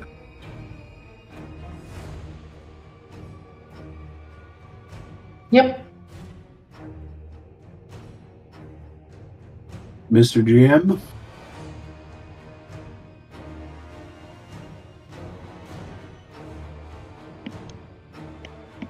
I think he might be finagling with a few things. I am excited to find out if Egon gets that cabinet out of there. Look, it's part of his character arc. Whether he crooks his back or not. Trying to destroy the evidence of his crimes. I don't know what crimes you're talking about.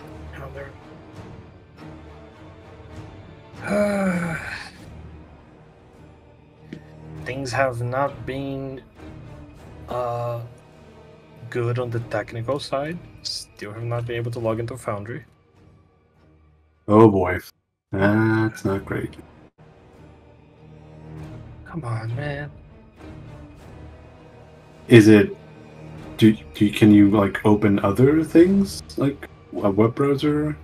Yeah, the internet is working fine. I did a couple of speed tests. It's going like it's working 100%. For some reason, Foundry stuck. Didn't you just reset the server? No, I restarted a couple of minutes back. So it was 6 minutes now. Yeah, you'd think you'd be fine. Yeah. Well, Foundry. Oh no, I just realized. Foundry is nothing if not a mysterious weirdo. Oh my god, I realized today is 420. Truly, we are cursed. That is indeed what day it is. My sister is a high school teacher, and she's just like, they're doing standardized testing right now, and she's like, I really hope those kids are not stupid enough, but they probably are. Is it 420? I need to go wish my mom a happy birthday then. Oh jeez. It is helpful to never forget their birthday with it's on 420. Yeah, that Is helpful. makes sense. I do have a friend that her birthday is at 9/11. Well, That's unfortunate in the U.S. if in the U.S. Funnily enough, in Europe, Alexis's birthday is 9/11, but in the U.S. it's 11/9. That is a distinct difference. My nephew's birthday is April 1st. He never hears the end of it. Unfortunate. When his mom, the day he was born, people weren't sure if his mom was messing with everybody.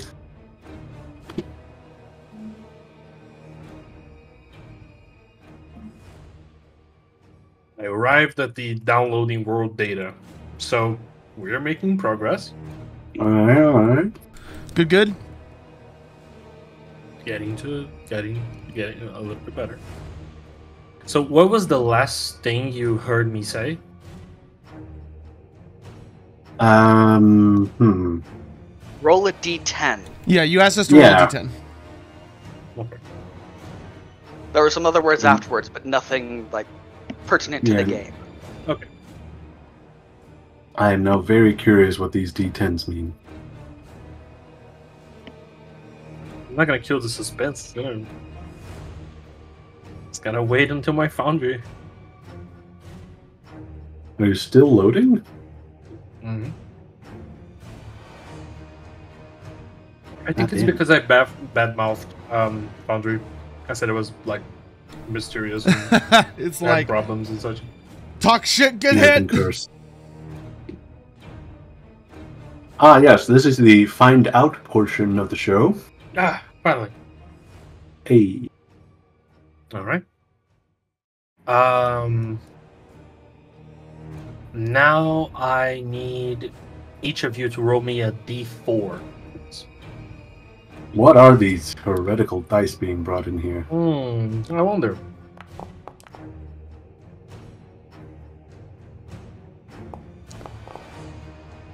Right, we need a 4. We can have the full Come on, baby, you can do it.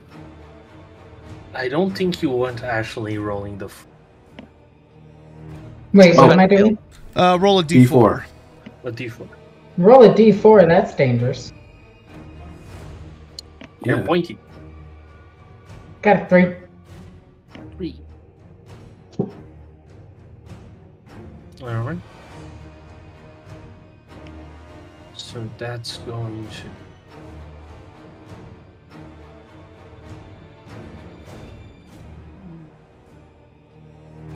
So going over by initiative order, it's going to be the Hetakai. Which numbers did you roll? So first the D10. I rolled a 5 and then I rolled a 1. Okay. The Hetakai, you're good. Good from what? Good from what? Aisling, what numbers did you roll? I rolled 1. And 3. And Yeah, then that's right. 3, right? Okay. Yeah.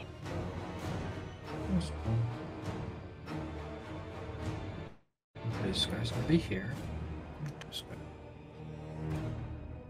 Gonna be Berard. Which numbers did you roll? 8 and 2. 8 and then 2. This little guy's gonna be here.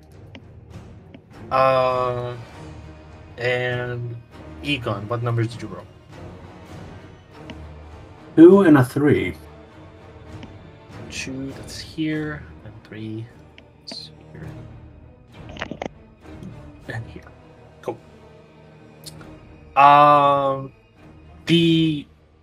As the round ends, you hear the cannon shots cease coming from the other ship. However, you also see after a couple of seconds the cannon shoot, but the projectiles seem very weird to you, and you look at these multiple corpses that get shot and hit your ship in multiple places, and you see the wretched forms of the zombies reform themselves and in the decks of your ship. They got zombie guns. First gunner zombies, now zombie guns. I've heard of zombie gunnery mobs, but this is ridiculous. Ta-da-da. Well, These must be the Bretonian pirates. so these guys are going to enter initiative starting this round. They are zombies, so the initiative is bad. We're gonna go for the captain's roles. Sorry, I have to reopen everything that I had here. Starts with Silverfowl, Ireland, and then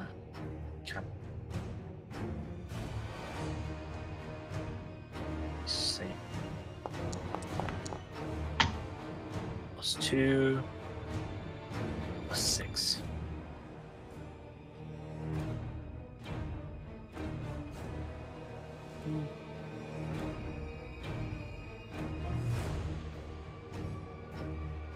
So what ends up happening is that the your helmsman is going at some point the ship curves to the side abruptly as you see, like, very suddenly a rock stands in front of you from the fog, and because of the maneuvers she had to do, the enemy ship closes in very quickly.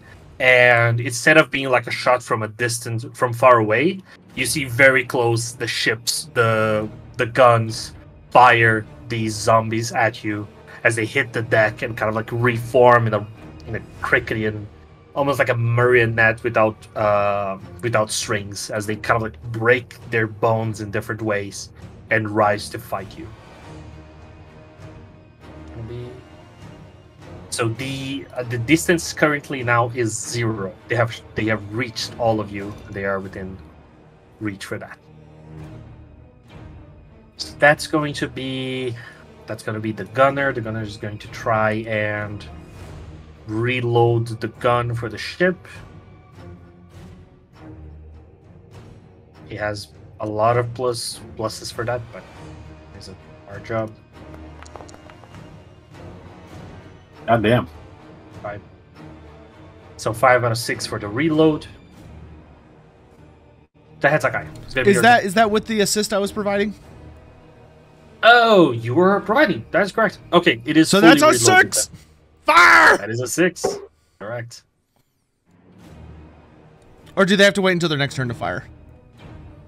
They do have to wait for the next turn to fire. Okay. Or someone can fire. Because the gunner is reloading, someone else can fire the cannon. No, I'm gonna let them do that. I'm gonna go attack this zombie that just showed up on my boat. Yeah, go for it. Sorry, it was paused. Let me see. So so I'm going to attack. I'm going to charge this zombie gunner down here. Mm-hmm.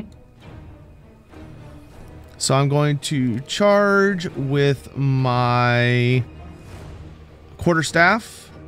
Let me double check my talents real quick to see what's active. Let's see, effects.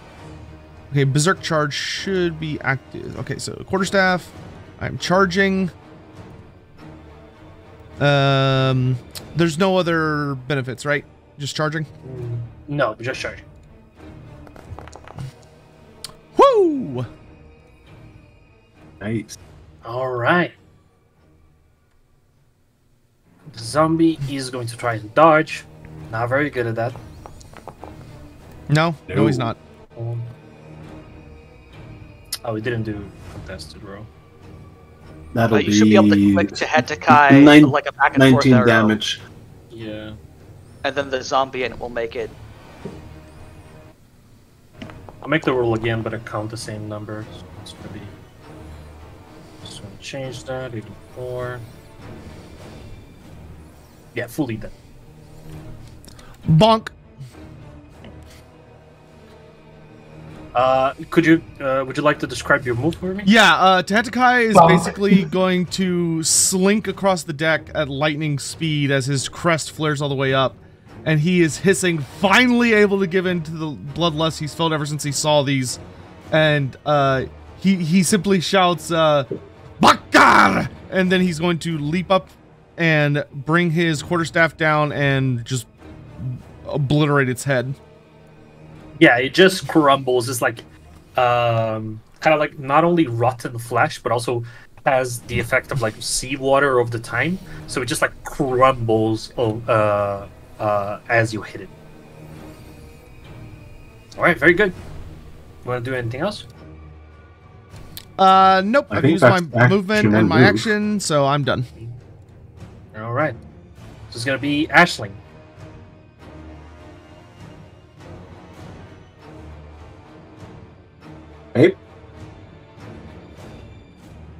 Babe. Yeah. Sorry. That is your turn, right? Oh, the zomboids are next to me. Mm-hmm. Alright, so my weapon skill Project is Zomboid. 29. So I'm going to roll an insight check just to try to get us advantage. All right, Oh, for sure. no, I might want to take a defensive stance. It is more in line with your strictures. Defensive stance is kind of sexy, though. Blessing of I'm going to go with the protection sexy defensive stance. I never truly heard about. Okay, yeah, for sure. I'm not So yeah, sexy. She's going to pull out her pole, put her leg up on it. She's just going to be there, you know. Sexy defensive stance. Let's go. Just see how much- manifests a pole. Out of No, nothing. she's always had a walking staff. Ah, yes, this is its true function, revealed at last. Yep. She's actually a priestess of Raya this entire time. Sweet, merciful Shalia. Alright. I've lost connection. Well, No, you're here. You couldn't handle it. oh, it is coincidentally your turn, so Perfect timing. an amazing there.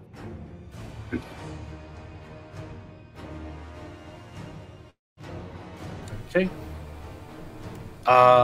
Ben, you there? I think my internet is having a hiccup. Okay. Can you hear me? Man. Yeah, we can hear you just fine. Alright. So- Is Lupin made it up the rope? No, it's gonna take one more turn for him to get up. Okay, because it's been... Do you wanna, did do you he- wanna help him again? Did he roll at the start of this round? Oh, I did say. I don't Let's think he's. start. I don't think he's. No, he hasn't rolled yet this turn. Yeah, for sure. Let me check. Yeah, boy. Just... I hope he has advances in climb. Got a plus 20.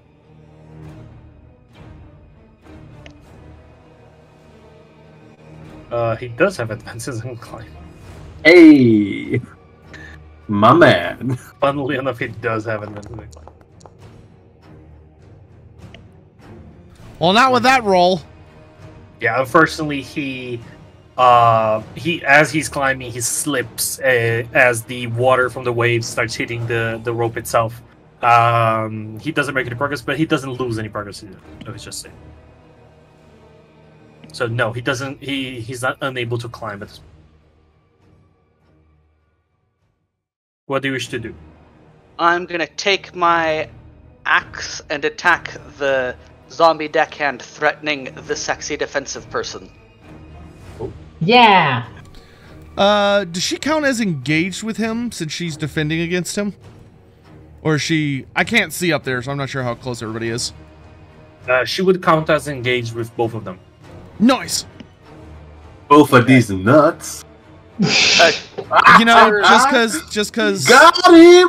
Just cause... Shut up, Victor. Just cause it's there doesn't mean you have to reach for it. Look, I saw my opportunity and I took it. I'm paying for this! No. Yeah, every second.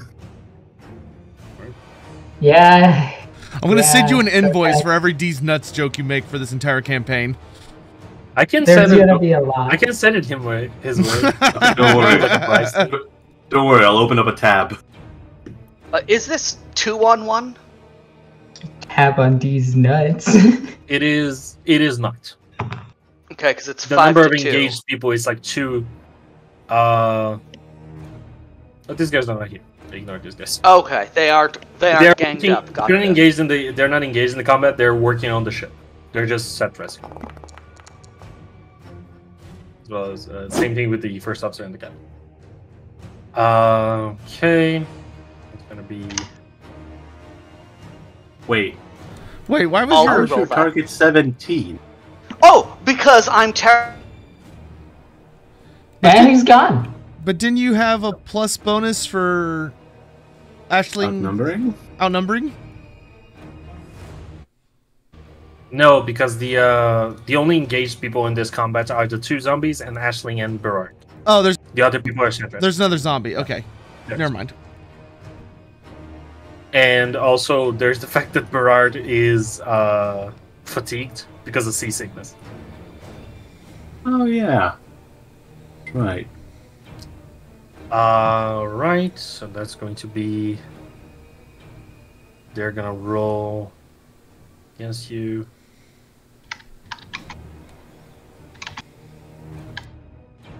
The thing is, zombies aren't great.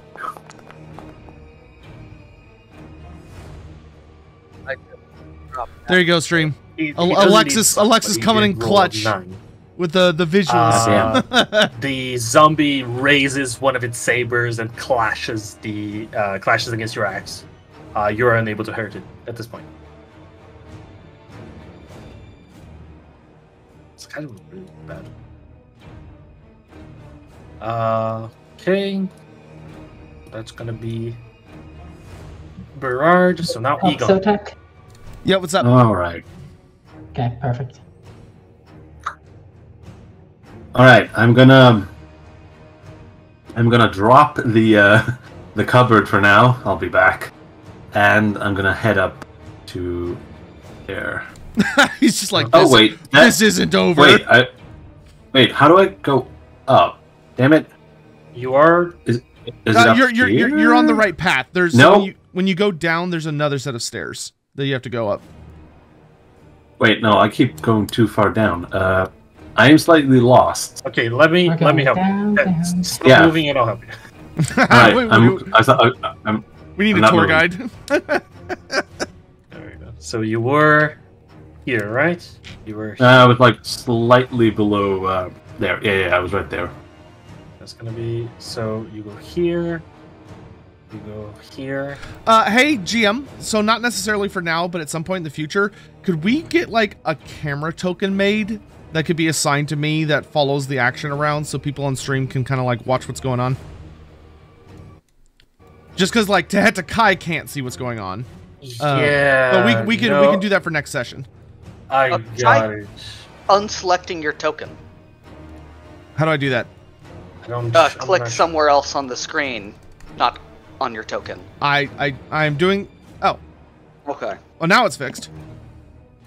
Okay, so now you should be able to see everything. I just like removed the vision by character. Okay, Like, yeah, that's fine. That way I could just kind of follow it around. I'll keep an eye on what Kai himself can see, but this will work great. Thank you. Yeah, it's gonna be a little confusing because of the numbers, because people are in different decks and such. But yeah, They can figure it out, and well, I've got it figured out. And chat, if they don't figure it out, well, they're just dumb. Don't worry about them. yeah, figure it out. All right. Egon. Right now. There we go. And I think that's my movement done, I'm pretty sure. And let's see if I can thwack that zombie. Mm-hmm. Alright, oh wait, where's my... Oh, my character sheet disappeared. Your psychology does apply. Hey! Let's see, here it is. So...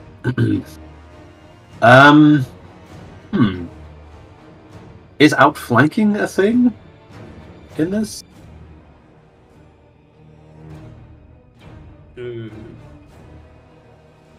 Just curious. Just if you say no, then that's fine.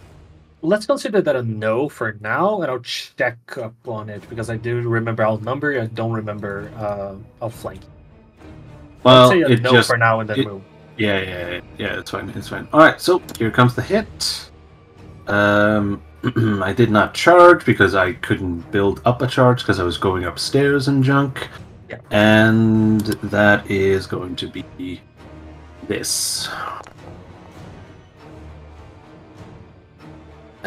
Could have been better. Could have been worse. On guard. Whack.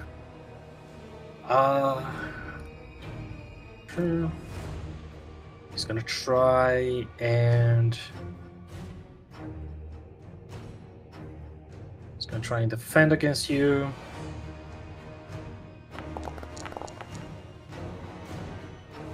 Damn it! I keep forgetting for.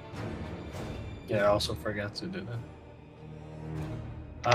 I really need to remember to target zombies. Well, enemies. I'll reroll, but I'm going to consider the same result. So I'm going to change that to 75. Whenever Foundry decides that it's going to race me with it working. Hey! I stab the zombie. Whack.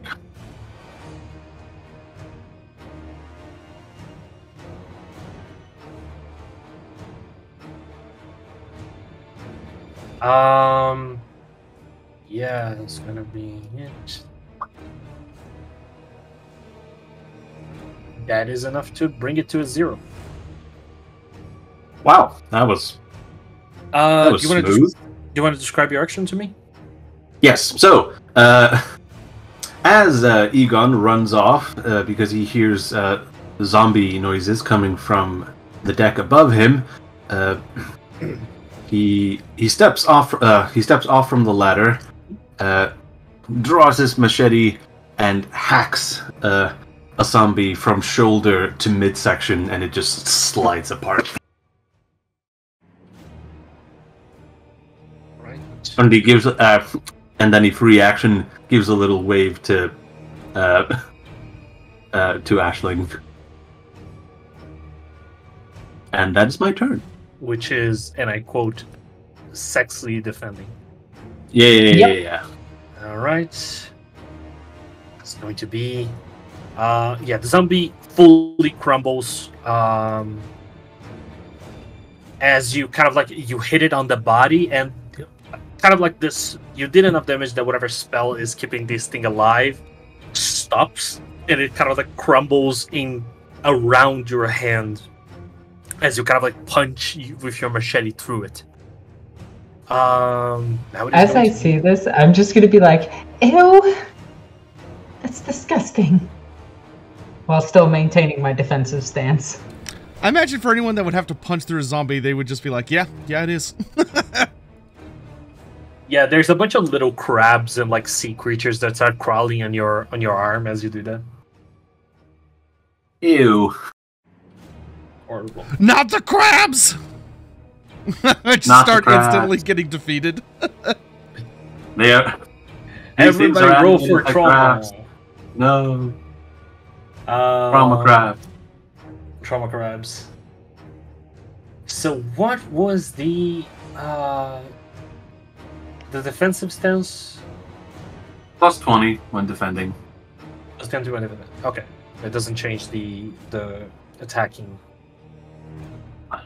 No. Okay. Defensive stance in Dark Heresy gives opponents minus 20. If that's what you're thinking about. Dark Heresy is rotting my brain. I know. Yeah, Aisling, It's fine. you see this zombie with two sabers starts wildly dashing and slashing in front of you. Okay. I am going to... my dodge is a 35, and I get plus 20 to this, right? Yes. Yes. Okay, so I'm just going to put this as average. Yeah, it works. Heck yeah! Hey. The zombie doesn't have like enough coordination to truly strike at you. It just like wildly slashes in front of it. So you're able to easily kind of like push the zombie itself away, and it doesn't strike. The best part is how I'm imagining the scenario. I just watched a zombie get splattered, take a step back so it doesn't like get on me, and then the sword slashes right in front of me, and I'm just sitting there like, hi. I hate it. The other zombie is going to strike at Berard.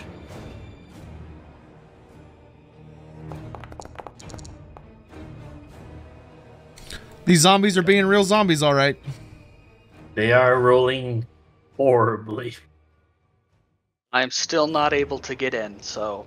So I'm just gonna roll for you in the opposed.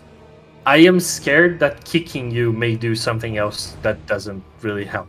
Because I'm scared it will kick you from the game itself, not only... Well, he's not appearing on the players list anymore, so it doesn't think he's in here, at least. Okay, maybe it's finally fixed itself. Hey. You did it. You rolled a minus 6 and you still won. Woo! By the hair of his skinny chin-chin. So you see Berard from behind you. You see a zombie raise like a billhook, just like almost like a peasant's tool, and it tries hacking at your feet and trying to pull you to the ground, but you're able to throw it aside with your axe.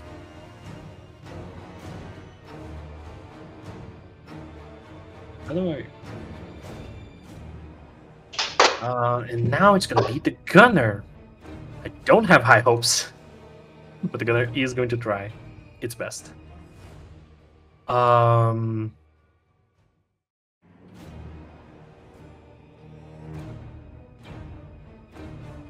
imagined a zombie with a a blunderbuss, and when it fired the blunderbuss, it just blew its entire body in half.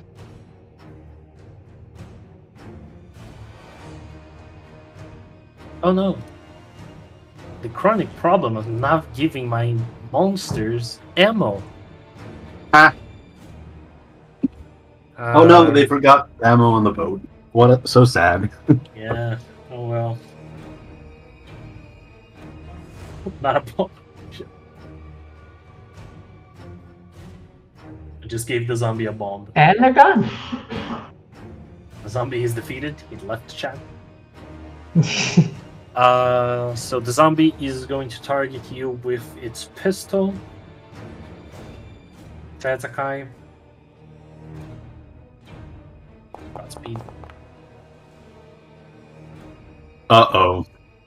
Oh god, that's a misfire. You see there is a zombie close to you that is a little bit like the diagonal upright. Oh, okay, he's underneath the thing. Okay. Yeah. He's a gunner, and you see he grabs like one of the pistols and he fires.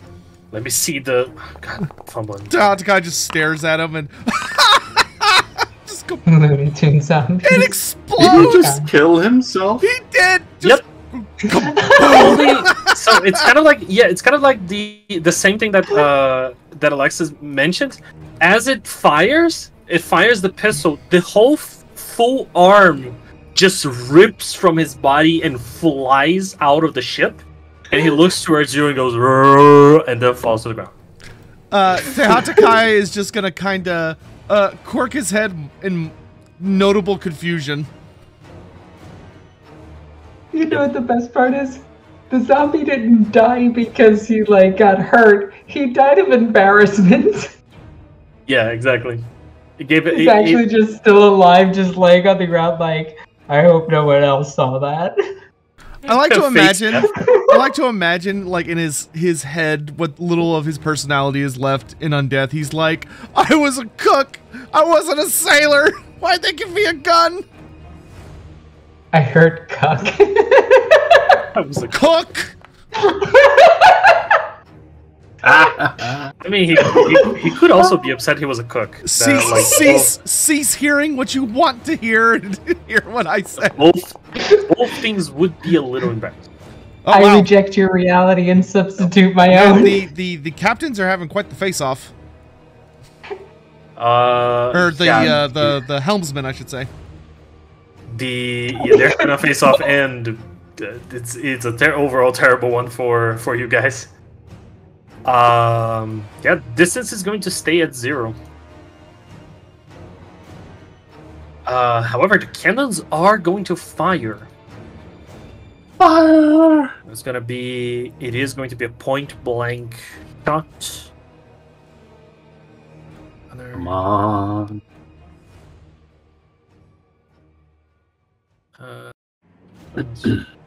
Point-blank. Point-blank cannon shot is terrifying. It is a terrifying concept.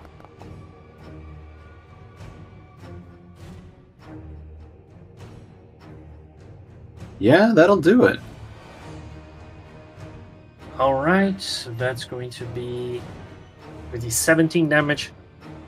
So the as the other ship kind of gets closer and starts throwing the zombies at you, you see the gunners. He starts kind of like manning the cannon by himself and shoots again, and a blast explodes on the enemy ships, leaving a giant hole. Take that. All right. That is going to give them a -1 on the next roll. Bok! There's a chicken somewhere. As that resolves, the Hataka, your turn. Okay, I want to make my way up to where the rest of the fighting is. Making my way downtown.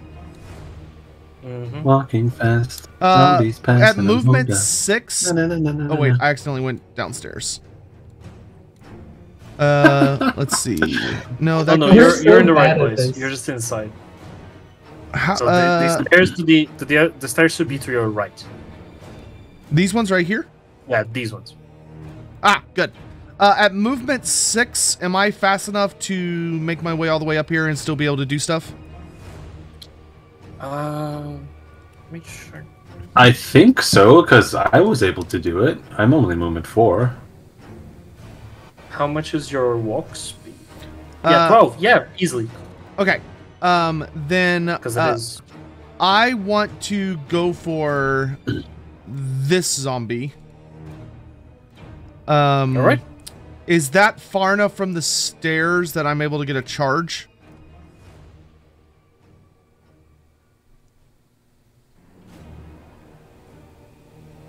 You ask a lot of great questions, skilled one. Don't worry, let me just look up these turn characters to wait before charge.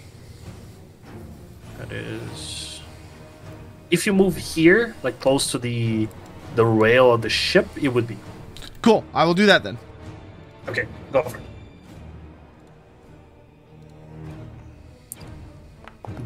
The skink is zooming around. Ooh. Well, we'll see how he dodges. We will see how he dodges. I am very curious. These are all zombies that I made. So honestly, wow, you made it. I will let him have this victory. He fully like puts the his like bill hook in front of your quarterstaff and blocks it. He looks as surprised as you are that he was able to block that. That guy will actually need to roll. It's an annoyance. Let me roll for the climb of the navigator. Nobody's helping him, so he only gets to roll against the 45. No! Once again, is still hanging from the side of the ship. Very disparaged. Aisling, your turn. Okay, so this might surprise you. Alright? And I don't think you're ready for this. Defensive stance. You can do a blessing if you want to. I could, or I could do a defensive stance and make sure I'm alive. Hey, as long as you're having fun, man. She already almost got eviscerated before. why push it? Yeah, I am being safe and alive.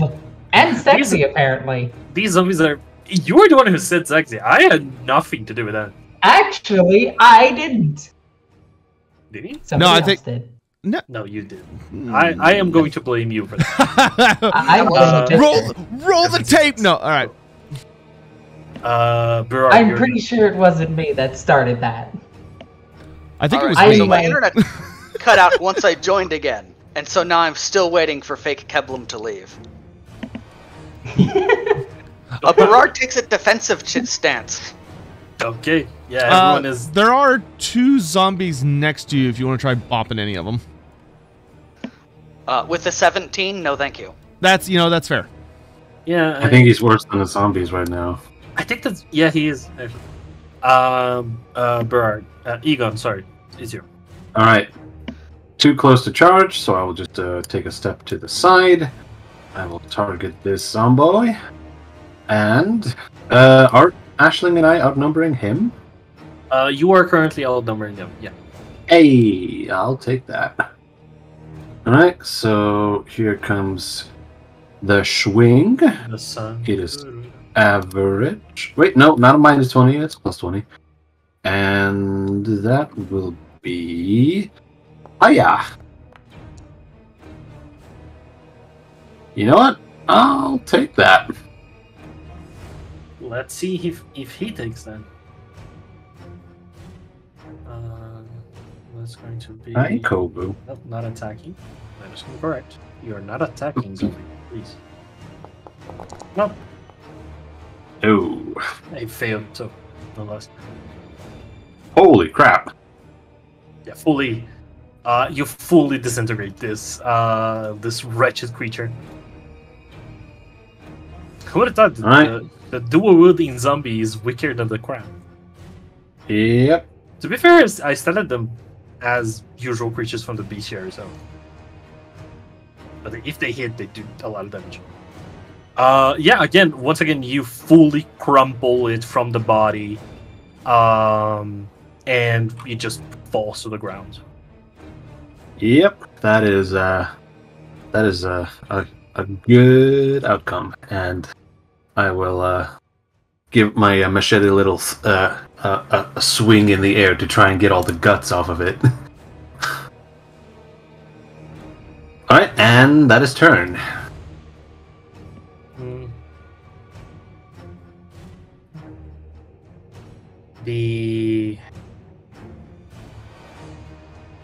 Now it's going to be the one zombie remaining. It is going to attack. I'm going to attack Tehetakai just because it's going to be easier. As the bill.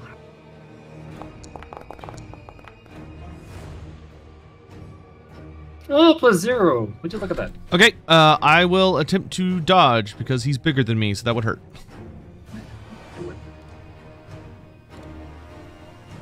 All right, go for it.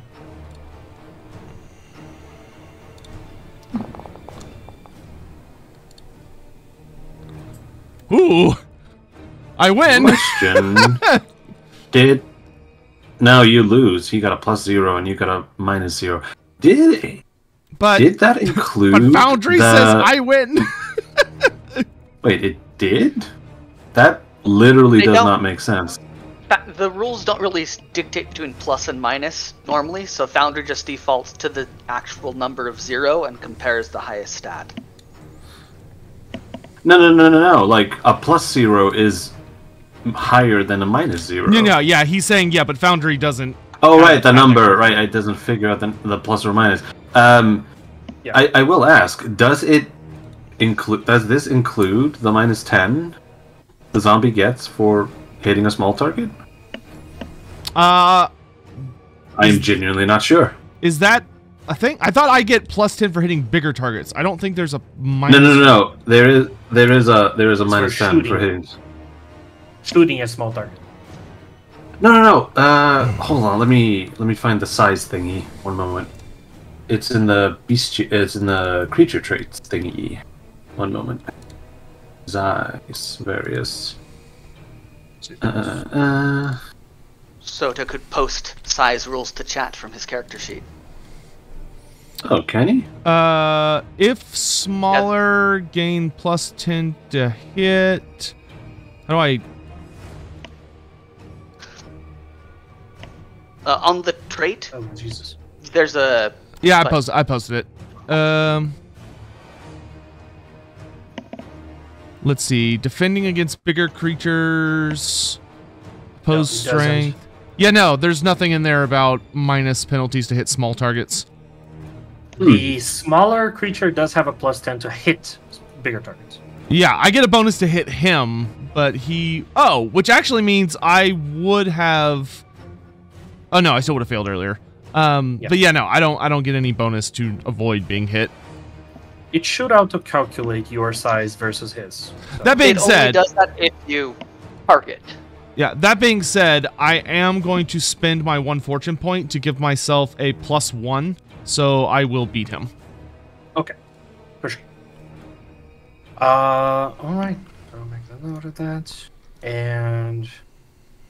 yeah, by a movement of the ship, you kind of like fall to your knee right as it's trying to hit you, and it kind of like embeds the blade on the side of the ship and unhooks it.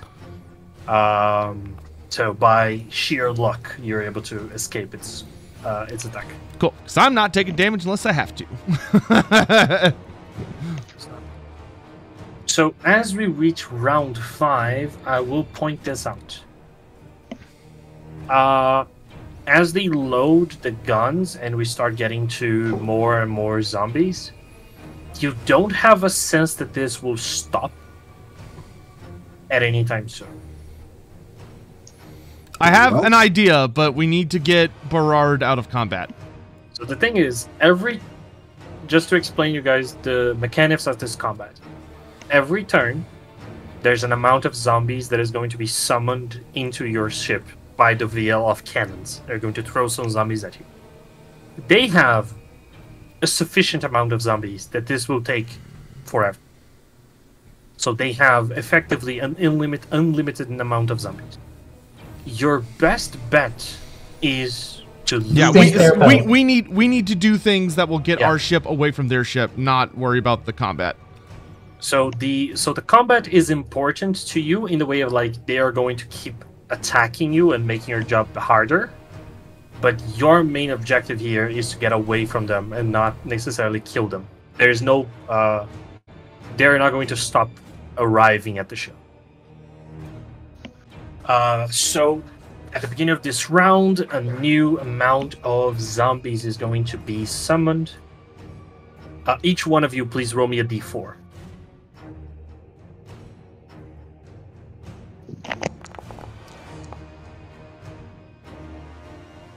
That is amazing. 1, 2, 3. You'll have to roll for Ben because his internet is just not behaving. Yeah, for sure. I'm loading in now that Foundry has decided I don't exist there anymore. All right, so we got a 1, 2, 3, 1. Lame. So that is going to be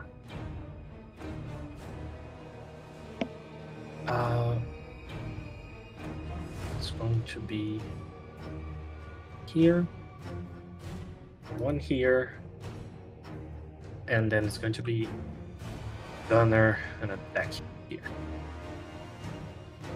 A new round of shots is shot by the other captain.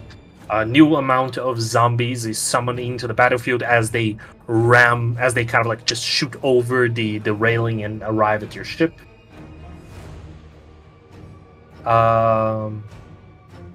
Just to also explain this mechanic of the combat, each one is rolling a d4. Your d4 accounts for the amount of zombies that is going to be summoned near to you. By the way, just to kind of like also give a broader perspective, this is happening all throughout the ship. You are not being personally targeted.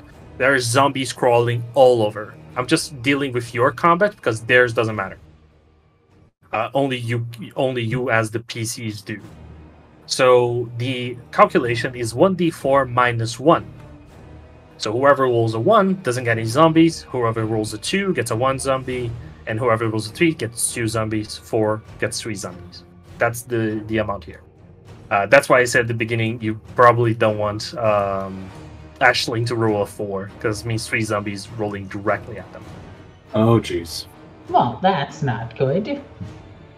And they are like each zombie is it's 2 deckhands and 1 gunner. So each 2 deckhands that are summoned means 1 gunner is summoned, and then it goes like that. Just not to overwhelm you with people with guns because they do a lot of damage. Yeah, to themselves. We'll see about that. So that's going to be now the captains are going to do a rollout. Could that vampire stop fucking rolling like a god? Jesus Christ, we're never going to get away from this. No. He did roll less because he got a -1 because of the wound for the ship, but still +6. He stays exactly where he is. He doesn't have anywhere to go. She is very sticky. She's very sticky. Gunner is going to try. No, I'm not going to make the joke. Load the ship. Do it at your own peril.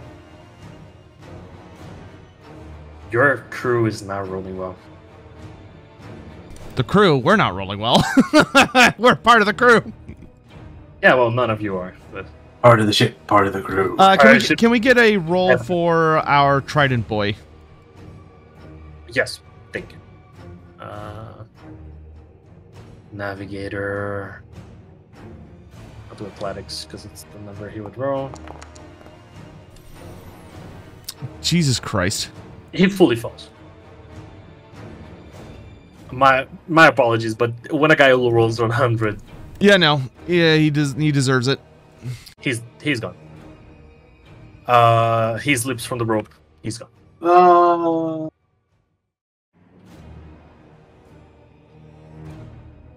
All right. With the presumed death of the navigator, we go to the Hetakai. It's first initiative. Tehetakai is going to, as he's bashing zombie brains around, he's going to get Berard's attention, and he says, he'll say, Queenie Qua! Hit vampire again! And he makes like a sling motion with his hand, and then he is going to do his best to brain the zombie that's in contact with Berard. All right. Go for it.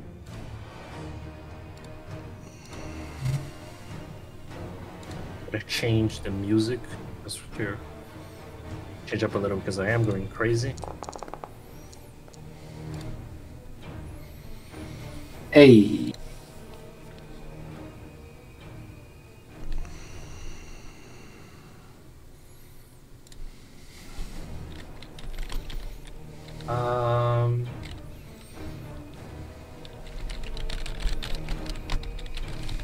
What do you mean? Okay. That's difficult. GM, I'm gonna need you to stop doing that. Yeah, unfortunately that costs an extra, so I'm not gonna be able to do that. Wow, I think I rolled a 4 last time too. Yes, you rolled a 4 for the zombie dodge, and then a 4 for this zombie dodge, and you rolled a 7 for the vampires chasing us roll. And a 100 for the guy we spent 2 rounds trying to save. Yeah, we see how it is. We see how it is. Look, I'm just saying. Bias dice. Bias dice. The dice, they do not lie. I mean, you still hit him. Ashley, your turn. Yeah, and we do have. How much group advantage do we have right now, by the way? You would have 4 by now. 2, 3, 4, 5. Because you defeated 1, 2, 3, 4 zombies total. Okay. 3, 4. Oh, you should jump. If you're going to cross the bridge, just go over. No, Otherwise, you're gonna be stop. transported. Oh, god damn it! Yeah, that was what I was saying. There we go. Okay. Wait. Yeah, okay. I moved a bit too far, but whatever. From here, can I use leadership to try to inspire the crew to fight better? Yeah, you can. Okay. It's gonna be a simple test, so just do me a simple leadership test. Would that be average, easy, very easy? It's gonna be challenging, but it just means that the number of success levels doesn't matter. Let's fucking go! Hey! Yeah, that'll do it. Right. What do you tell them? I tell them that these beings of the Nether defy all of our gods, and thus they must be sent back. To whence they came, by cannon fire, by gun, by cutlass, by blade. Send these heathens back from whence they came. You see the crew as they're fighting look up to you, and you see a general in the mood as they kind of go, yeah, and you see the dwarf has a cigar on his head, on his mouth, grabs the cigar and goes, "Well said, Menling. Now, let's make the ancestor gods proud of us, hey boys." And he starts manning. I will because you rolled a 1, as I killed the navigator with a 100, I will benefit the 1. There's going to be the cannon is going to be shooting once. Woo! Wham! Kapow. It's a crit. Hey! That's a good shot. Good shot. That's a kill shot! There's a critical. It's a 55. Let me check the criticals for the ship.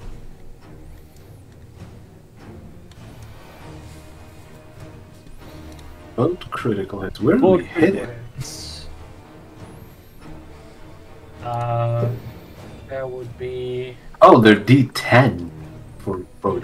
44.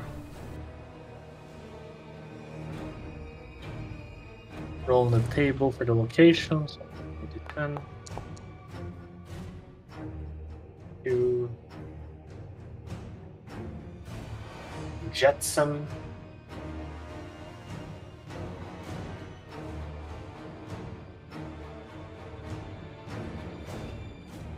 No, that's the. Yeah, that's the cargo Where's the critical. location? Yeah, where is the location thingy? I don't see it.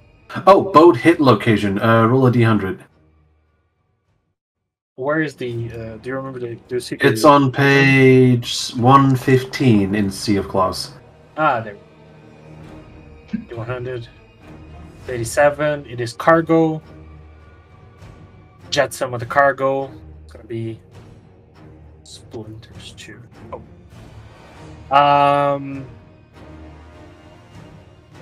You see the hit not only hits the cargo deck. You see an amount of dead bodies kind of just flows into the sea as it hits a piece, and all of the zombies that were behind that piece of cargo, that piece of wood, just explode and fall into the sea. As you see, before you see the kind of like mangled corpses start trying to close the hole. Okay, that's gonna be -1 to the next roll. So she's at a -2 right now. All right, great turn, Ashley. Yeah, I am happy. It's gonna be Berard. Are you back? I am back, and the damage to Hezekiah did to the zombie did not drop it. No, but if you No, it didn't. want, you could use 2 of the group advantage to remove yourself from the combat. So maybe you could take a pot shot at like the vampire or something. I'll do that if you guys don't mind me taking the advantage. No, That please. is okay. Oh god, I couldn't possibly. Please, take this group advantage away. You're our pew pew guy. We need you to pew pew. I'll also give you guys 1 advantage because of the critical from 5 yeah. right now. That does make sense. Okay, so we're gonna go down to. We're gonna spend 2 points so that he can disengage. All right, we'll go down to 3. Could you please decrease the number of advantage? I sure can.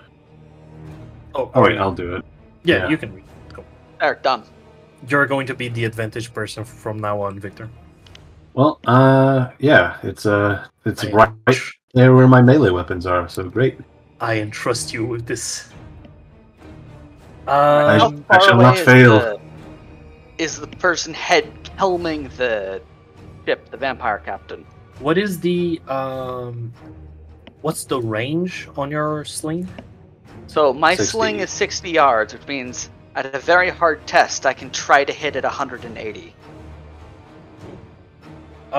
Then in this case, it's going to be a standard attack. It's going to be a challenging roll because it is around 60 yards. Right. Let us hope and pray. Wrong. Hey! Nope, never mind. I thought you made it. You got any fortune points left? I do. You got 2. I shall attempt You got 2 left? to. Well, then just spend them both and you'll hit them. It's not guaranteed that it's. Oh wait, Yeah. you didn't do a call shot, did you? I did not do a called shot because I so can't. the pummel isn't even going to come into effect. So I wouldn't waste a fortune point on this. Well, Just- I mean, it'll still hurt the vampires, so it'll still distract them from guiding the ship. Yeah, That's fair. I don't think the goal is to kill or stun it, it's just to distract it. Oh yeah, there's no way you kill them. But like reasonably, you cannot kill her. But I will count that as a -2. So if you hit this, she's going to be at a -3 for the next roll. Are you gonna reroll or not? I'm gonna say I'll spend 1 fortune point to bump it up by 1. And can the +10 using advantage be done after the roll? He needs the spending An arms thing. the spending 2 group advantage. I will say usually not. So No, it says before. Yeah, Okay. it says before you make it. Then I'll spend 2 fortune to make sure it's a hit, and give a -3. Okay. She's at a -3 right now. Just writing on the chat just so I don't lose myself. Were we yeah. inspired by Aisling? I gave you guys a free shot from a cannon, so I'm gonna say Yeah, that's fair. benefits fair. from Yeah, that yeah. have run out. Your Yeah, luck okay. in this has run out. All right. Bird In that will shout. case, That one's for Lucian. Since he's gone. all right. It is my it is my turn. It is your turn. Correct. Yes, it is my turn. All right. I am going to free action shout to the Hatakai and saying, "Gwyntel, do you have this?" Yes. Well, in that case, I am going to skedaddle, heading back to the cupboard. Whoop, All right, back to the cupboard. and whoop. And I will attempt another athletics test Go for it. to get rid of the damn thing. Make it average. All right. Whoop. Hey, I didn't need the average, but thanks anyway. Yeah, it is a simple test. So that's gonna be a +1 to your captain. And sploosh goes the cupboard. Can I say that I, in order to get the +20, I emptied out like everything that was like clothing wise out of it? I don't Yeah, want the sure. first officer super angry at me. Yeah, of course. All right, He's thank you. probably going to make a roll for like he threw the cupboard, but he left the thing, so there's still a possibility the ring is in the ship, kind of thing. Yeah. So it doesn't remove the suspicion; it just decreases the amount of chance he gets. That's fine. I think that's fair. All right, that is me done. Awesome, amazing. So there's a difference in 4 success levels. It may come to this turn, but first, zombies do need to attack. Well, they don't need to, but I want them to. So there's this is a joke, of course. They do attack. There's gonna be 2 attacks on Tehetakai. All right. I'm gonna try and dodge. Okay, since that one actually got a +1, is the group okay with me using 2 advantage points for additional effort just to try and be on the safe side? What if I need those to attack something? We all know that's not going to happen. Can we use the 2 advantage for the boatman steering the ship? Ooh, that's a good could. question. You could give her the Okay, points never if mind. you I'll want just try dodging regularly. All in favor of donating group advantage to helmsman, say aye. Yeah, I I All right. So okay, Eyes have it. this is me trying to dodge the first attack. All right. Hell yeah! Hey. And then this is me Sneaky trying to scheme. dodge the second attack. Yeah. Uh-oh. Oh god. -3 versus -1. He is going to hit the second one. Yep. Okay, so this is a. By the way, just to clarify to what's happening, he is a dual wielder, so he has 2 sabers, and he's trying to attack you with both. Gross. So that's why he rolls the. That's why he rolls against a 5.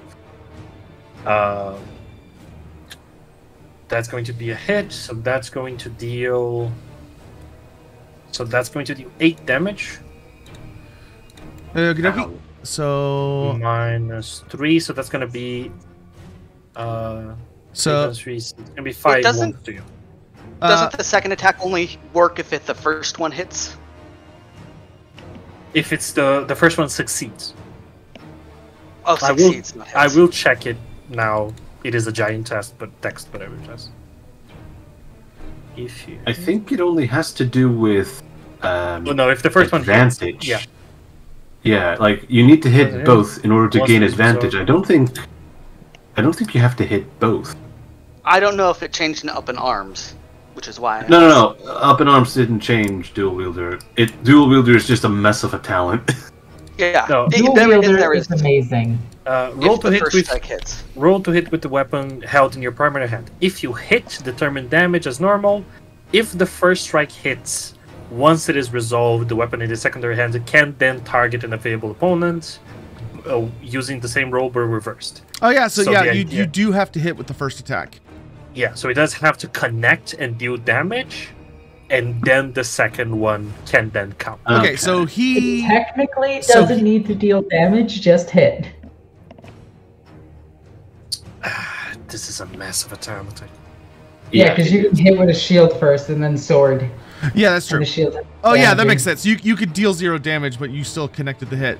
So was that 2 attacks from the? Yeah, but it.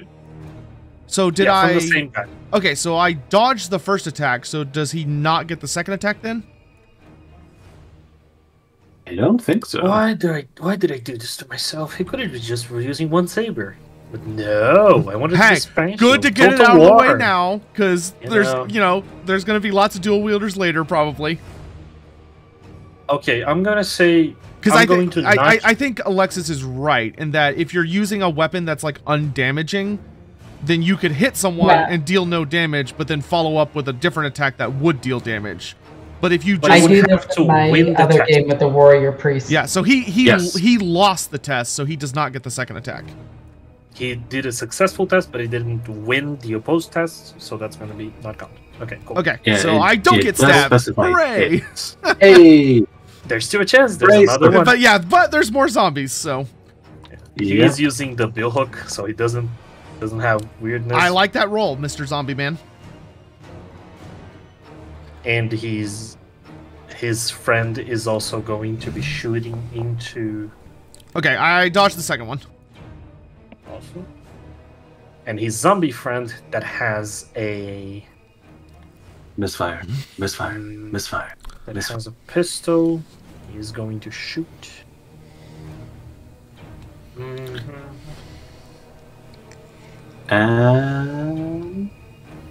Just let me check something real quick. Because he is shooting into a group, so.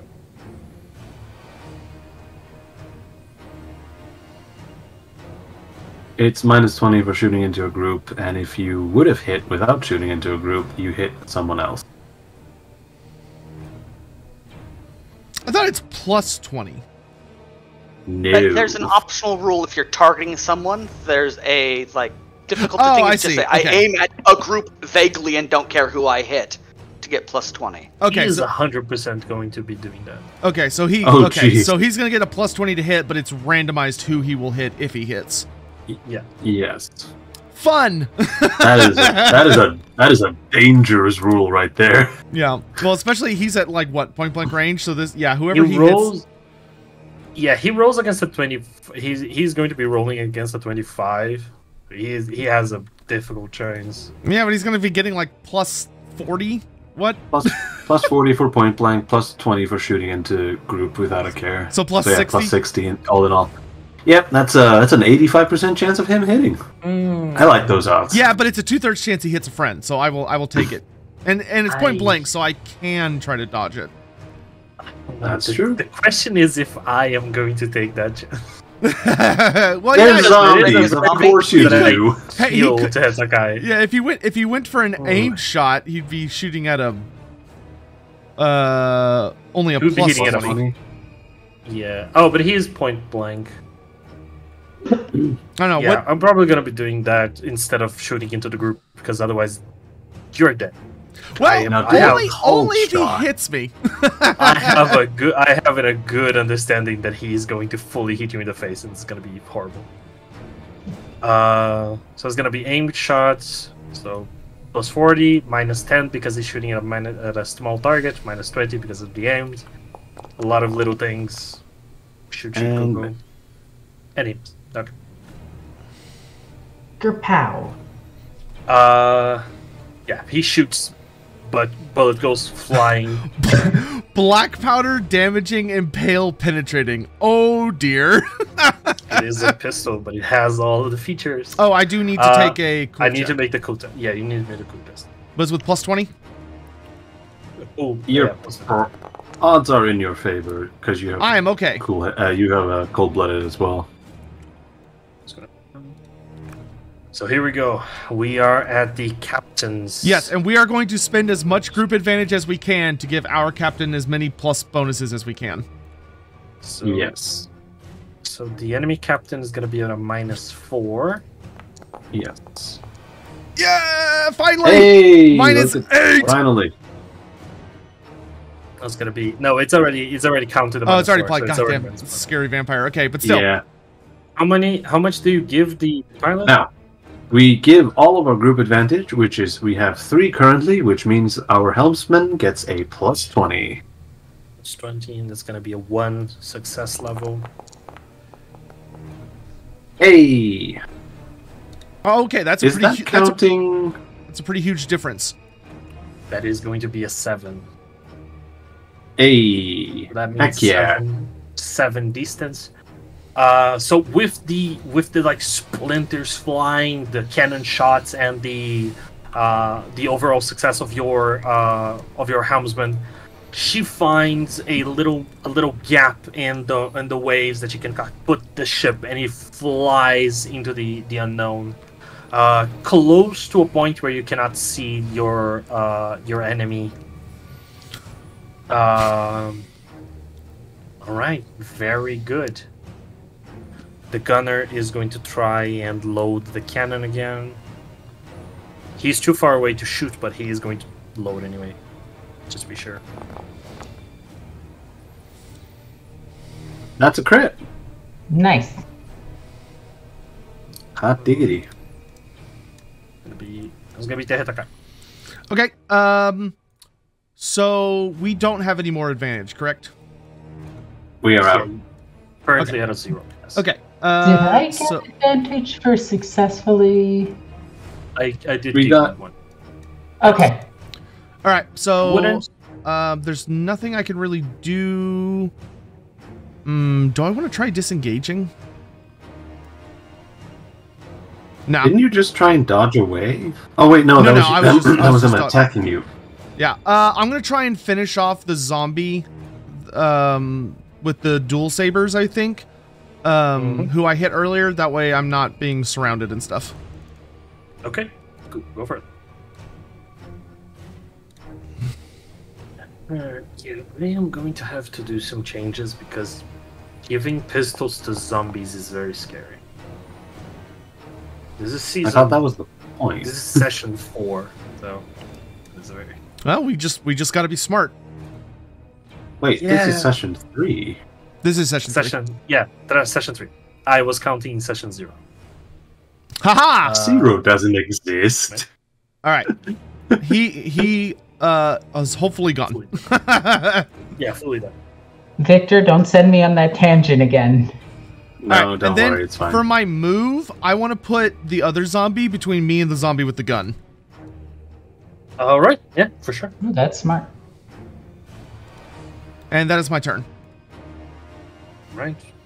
It's session 420. Actually- Get out of my chat. It is, though.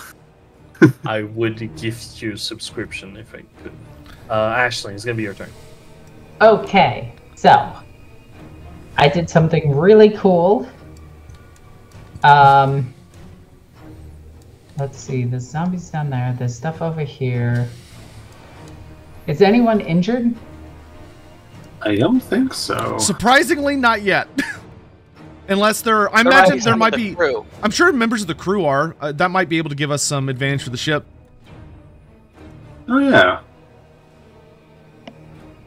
Can she just generically heals people on the boat? I would say you could use that for giving +1 success or for assessing as an assess skill. Alright, So, so to give more advantage to you guys. Whatever you am I just rolling a heal test? Yes. Yep. Alright, come here, random person. Don't die. you start helping the surgeon as she is like pulling people away and trying to heal people in the midst of combat. Yeah, that's much better than my roll. Let's go with that. Alright, aside from that, I think that's going to be it for my turn. Gotcha. Berard. Berard's gonna move towards the front of the boat.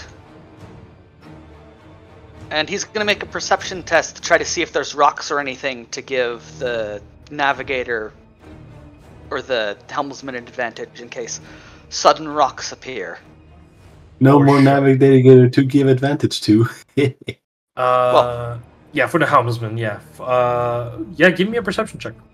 Actually, could this be an assessing to gain advantage for the party pool rather than just assist the helmsman? Yeah, you can do either like advantage to the party or +1 to the ship. Alright, do advantage to the party, because that way it can be spent if it's needed to keep Tehetekai from dying, or if he survives, we can give it to the helmsman at the end. So 2 advantage. Right, advantage. Very good. Egon. Alright.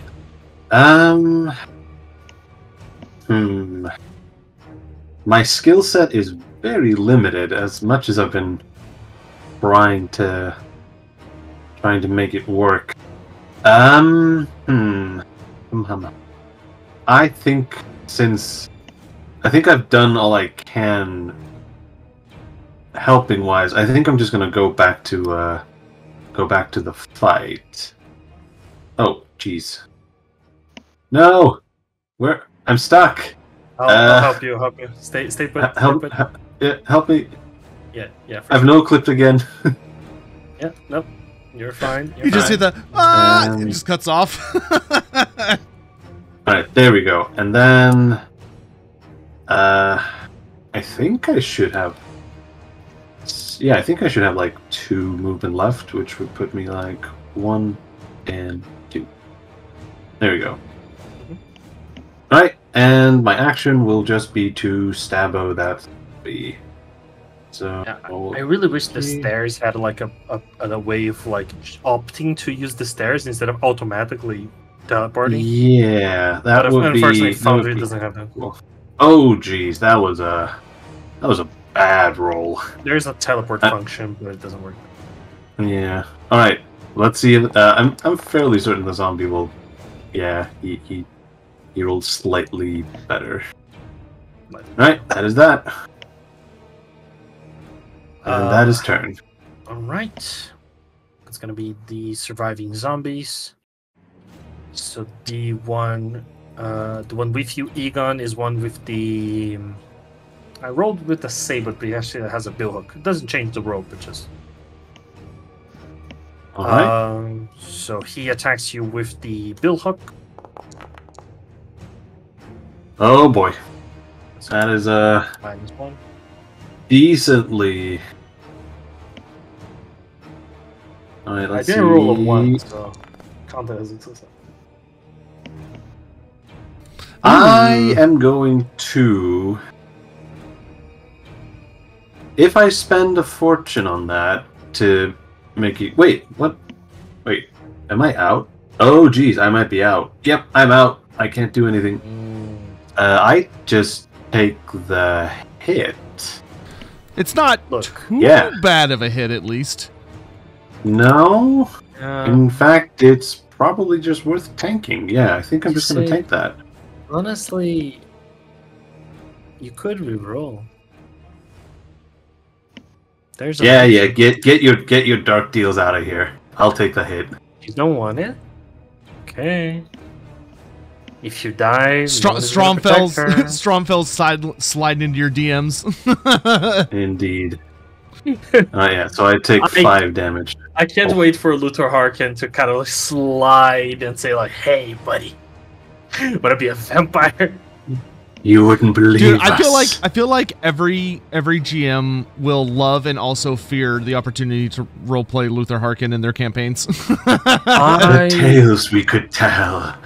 I will Although, say, it started very poorly. I have some. Another Bihuk is going to hit. It's going to try hitting Tehetakai, so roll dodge. I have some secrets for the after session or chat. You're not gonna get any secrets, but hey, not today. Yeah, you dodge out of the way. The Bihuk again like fixes on the floor and like pulls it. Tehetakai is just hell bent on keeping that zombie between him and the gunner.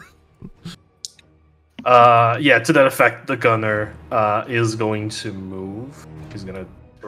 Oh no! He called my bluff. Oh wait, he does have to reload though. He doesn't have to reload. That was what I say. Like, oh, he's not shooting. He's reloading right now. God knows he's never gonna be able to do that. I think that's the secret for the Vampire Coast guys, is that, yeah, they're really terrifying on the volley, but once they fire that first volley, their reloading is not very likely. Oh yeah, it's terrible. Yeah, he does have a saber, but I wanted to see if he could reload. But he doesn't. That's gonna be the captains. They're gonna roll off again. We will spend our 2 group advantage to give our captain +1 success level. Yes. The enemy still has a -2 because of the wounds to the ship. Alright, we update our advantage. And Jesus Christ. That is okay. Not if great. You guys roll a +7, it ends. Oh yeah. I mean, just a +7. Yeah. Look. How much are you giving your own, Captain? +10. Yeah, we can only give +10. We only have so much to give. Yeah, we had 2 group advantage, so it's +10 for that. Did Aisling succeed her... Oh my fucking god, are you serious? Did Aisling succeed her heal roll? No, she failed. Okay, was just checking. I will say this. Fate is a wonderful thing. Don't tap Nuffle here. If you want, one of you can spend a point to select the number that the helmsman rolls. Yeah, I'll do it. Well, wait. Careful what he's asking for. That's a big price. I don't think. Wait. All right. GM, clarifying. You mean resilience? I mean fate. Fate. Why do I mean fate? Because your journey is as decided by destiny as anything else. Finding a good route through the fog is not something that is related to skill, but to really fate itself. So the option I'm giving is that one of you can burn a fate point. I would not burning a fate point. Screw that. I would argue that we are not up the creek just yet. We're still doing relatively well. We just need to keep doing what we can to mess. I think it's better for us to try and find ways to screw with the enemy ship, because that's the only way we're going to get away from it, is nuking the vampires' rolls. All right. Yeah, I don't think the group is quite sold on a fate expenditure. One of you can also. I will give you the alternative option to use a fortune to make the helmsman reroll. I think that's what Alexis was agreeing to earlier. Yep. Yeah, that All I right. think it's worth, because there's only a 9% chance we get a worse roll than she already got. My thing I here. like those odds. My thing is here to give you guys ways out that are resources that you're spending. Yeah, I think Fate points are resources. So- No, we've only taken one hit on Egon. Well, that is technically damn better. it. Woo! Man, Dagobert sucks. She's rolling That's the against a thing. 60. It's a 60 against a 70. Like, she's rolling bad. That's such a point. Yeah, and the vampire is rolling godlike. Like I said, we gotta do something about that vampire. Look, Yeah. I can link my PayPal. The chat can help. You know, I can make the problems go away. No, we Oh, die you're gonna fairly. purchase some weighted dice? We die fairly or we lose. That's the only option. Look, just saying, man. This is a joke, by the way, just to make it very clear. This is a joke. Hey, look at that! Yeah. The reloading finishes. Meanwhile, the Cannon gunner is loaded. nailing it. Clearly. All right. I I'm think, gonna smash the weekly smash this performance zombie. will be nice. Right. Why can I not move the whatever? That was weird. Okay. I'm going to. Don't forget to target the zombie. Oh, thank you. Okay. Combat, quarterstaff, swing! Hiya! Hey, that's a good hit. Swing, bada bada!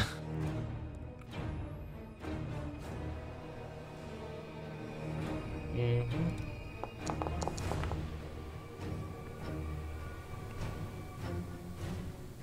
12 damage to the left leg. That'll It do is it. dead. That'll do it. Whack. We'll smash the leg out from under him and then bring the quarterstaff down on his head. And then I'm going to Incredible. move to engage the pew pew one. Actually, no. He's having a hard time reloading. I'm going to go support Egon. Hey. Thank you, Twintail.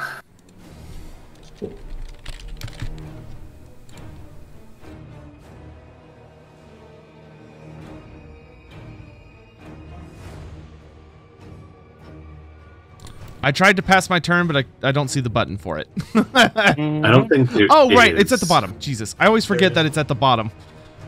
Oh, it's my turn. Ashley, your Wait, turn. there is? Okay. So, it's dangerous here. Help! Are you injured? Yes! Where are you? Right in front of you. Okay. Yeah, I'm gonna come running over. Whee! It's right here. And how injured are you? Bloodied. If we're going by 4th edition D&D terms. That'll do it. It's what we like to say. I am fully healed, I believe. Yeah, because that heals by my intelligence bonus, right? Yes. So that's 4 plus success levels. Yep, that's me fully healed. Hey. Right here. Nice, nice, nice, nice, nice. All right, and that is my turn.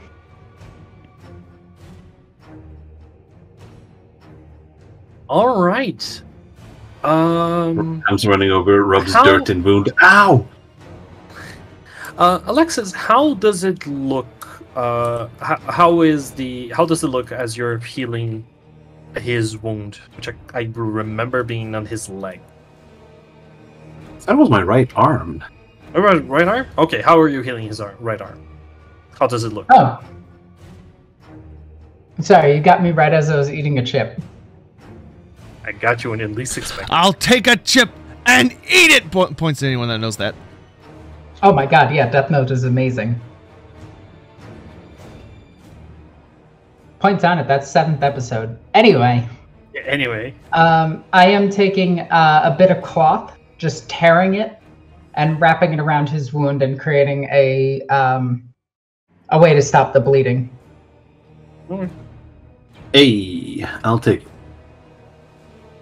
It is very hard to do that in mid-combat, but you are a trained healer. So to you, a breeze. Berard, your turn. Berard's It takes gonna but a go moment. down to that cannon that's missing a person and go assist them. All right. I do not know how you get off this upper deck. I will help you, my friends.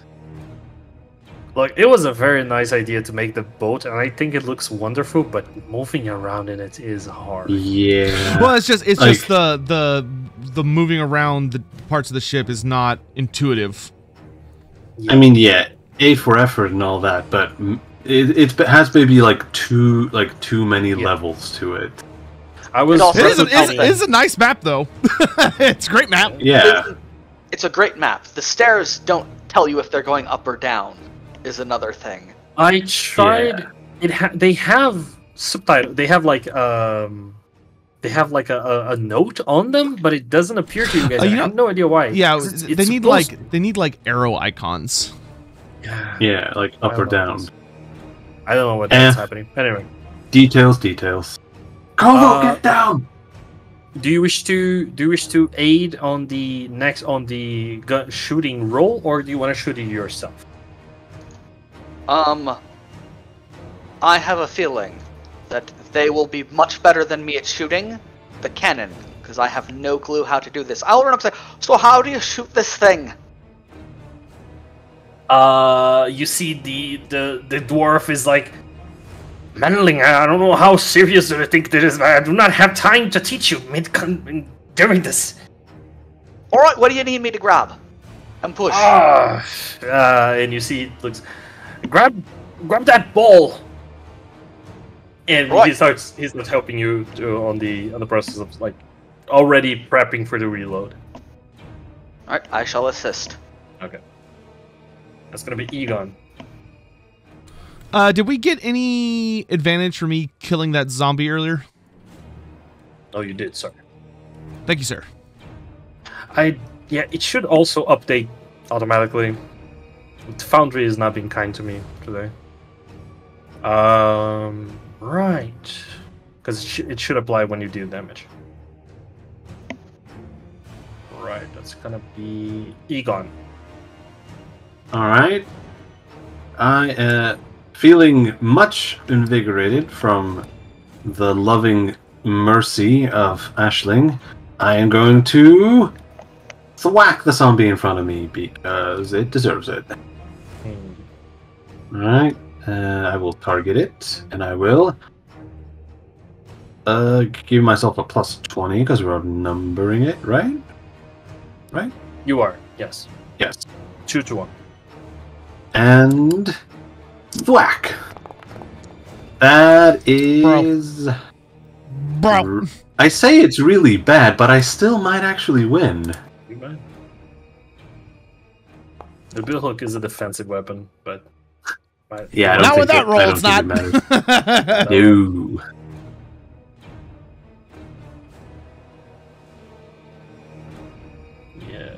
Yeah. Yeah, that'll do it.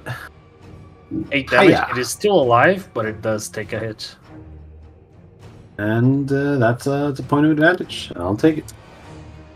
It tries to it tries stopping your machete with its billhook, but due to the strength of the impact, the blade kind of just rolls over, and you hit him on the arm and pull the thing, and like pieces of the rotten meat start falling apart.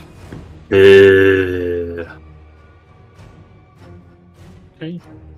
Oh god. that's going to be the zombies. So this guy is gonna take a move right here, and Excuse me. he's going to reload. Ooh.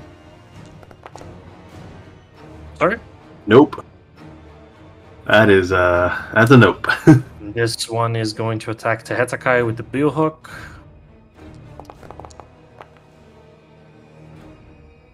Okay, I will try to dodge. That's a critical failure. Get wrecked. Oh yeah, he fumbled.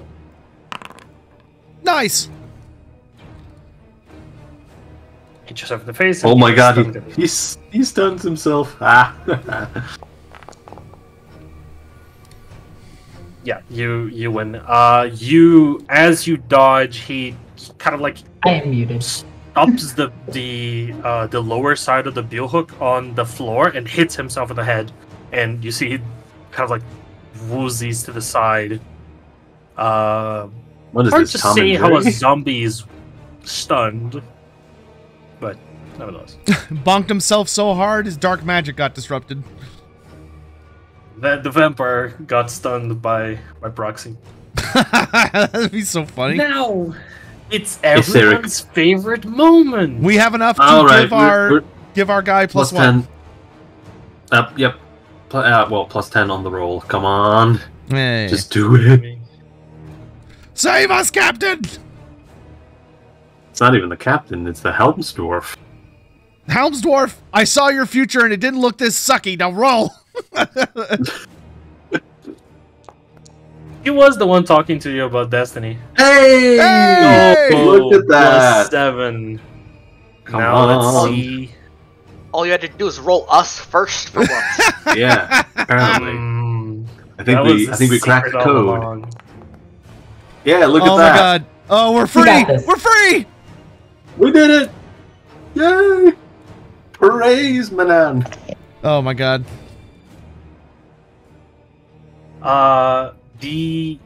As you guys sprint through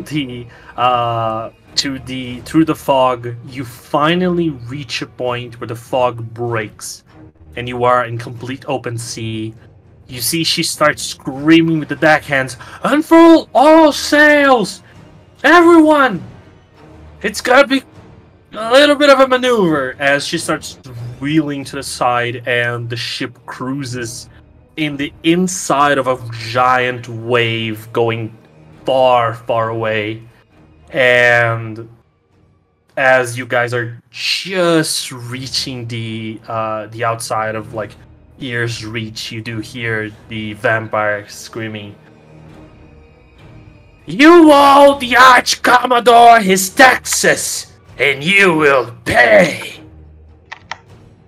But then it goes away. Taxation is theft! Get wrecked! With the distance, the magic holding the zombies does Bleh. crumble. So these two guys are done.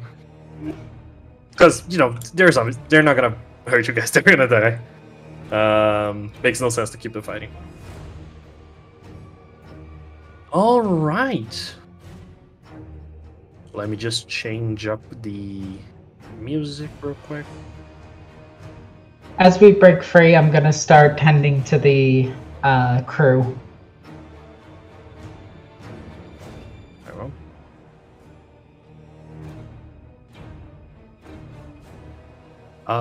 Yeah. Make me could you make a heal test for me? It's gotta be average because you are outside of combat. Woo! Here we go. Okay, I got this. Check it. I am trying to change the music. Hey! Heck yeah. I'm not a great healer, but I'm the healer. I don't know, you saved my butt twice now. Well, 3 if you count backstory. Yeah. As you start healing the crew, none of the members of the crew are particularly very wounded. The only real loss you do feel is the lack of the navigator. But all of the other members of the crew are accounted for. I have been rolling on like an app on my side here, just for explanation purposes, to see how well they defended themselves, and the crew did really well. They all won almost every test. Heck yeah. Some of them were really wounded by the fighting. And you see that what was once a very pristine ship on its maiden voyage, the Silverfell didn't have a name before it departed Thousandmund. This is really the first actual voyage that the ship takes. It now bears the many scars of combat. Not only the guts and the blood, that washes away after a while, but the bullet holes and the cuts and the breaks, the different planks that need to be changed on the sides and on the boards, on the floor. And you see, however, especially because of your healing, both your leadership and your healing, Ashley, the crew is very much in high spirits as it leaves this. You guys fought a great beast of Stromfels and survived. You guys fought a ship of the pirate coast and went away unscathed, basically. Well, Navigator did die, but he was already being a sacrifice, so that's kind of part of it. Some of them do feel bad for him, and after a while, there is a little bit of a ceremony for his, almost like his funeral. That does happen.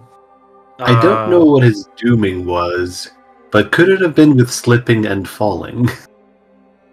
It was, actually. Yeah, that makes sense. I was gonna say, I mean, based on how he left the same way he arrived.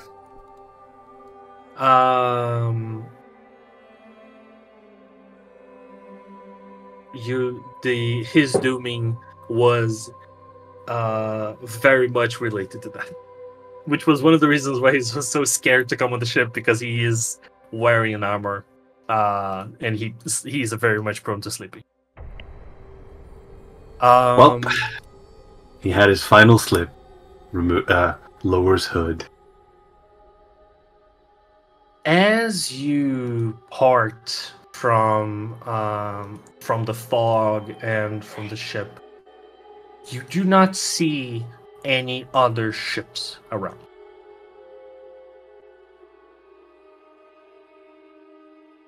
I'll once again just use this as a mood setter. You see that you start seeing the sea break, and for the first time in months now, you do see land. Land ho! The crew gathers around on the deck, very excited, as the first signs of land start happening. You yell "Land ho!" and you see a lot of them start gathering. There's not much to see right now, but you do start to see the kind of like the very tall trees, and some rock formations and some mountains in the distance. It's not much, especially after this much trouble and this much fighting to arrive. You do start to see the land of Lustria, kind of like seen from the horizon. I would like to ask, actually, for each of you, what is your I would actually ask for you guys to kind of describe me your character's reaction to this combat, this encounter, and the like first seeing of land in Lustria. What is your character doing? What is your character's reaction and like emotion at this moment? Emotional damage. Anyway, you take 1d10 emotional damage. Well, that sounds like a volunteer to go first. As I'm tending to everyone's wounds and everything, I assume that I hear somebody shout, "Land ho!" I look out one of the windows, and then I can't see it, so I start heading up to the upper decks. There, I look and see the lands of Lustria. I stare at them because they are a different forest, something of which I've never seen before. I make a small blessing to Shalia, and I wait for somebody to interact with me if they want. Egon will sort of very slowly and almost dumbstruck by what he's seeing, sort of meanders next to Aisling. Doesn't actually say anything to her to begin with, but merely lets out a one sound that one-note sound going, whoa. Yeah, it's beautiful, isn't it? It's a lot to take in. Well, little by little, we will colonize these lands. Anyway. That was a Dawn of War 2 reference for anyone unfamiliar. Yep. But I will just say, little by little, we'll take in these lands and get used to its inhabitants. We'll learn, we'll grow.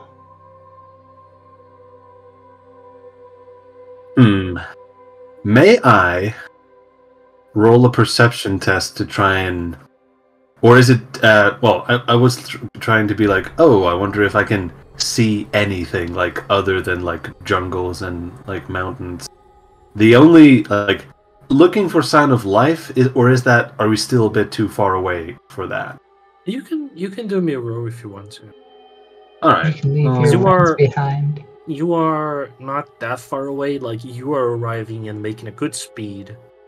So I'll say this counts for, like, this moment and a few hours later as they're arriving here. Challenging or challenging or average? It's gonna be average. Yeah. Because I'm out of combat. No. I think I see something, like, alive, but no, it was probably just, like, a very gnarly shaped tree. You see, from your position, as you're starting to like arrive at the position where you are, you do see that there's a lot of land that starts to appear to your left. You see that there's a lot of this, like, as you start going to this little piece of land that is kind of like jutting outwards into the sea. You do see that a lot of land begins to show up to your left, and you start to see what seems to you to be birds, large flocks of birds. Birds.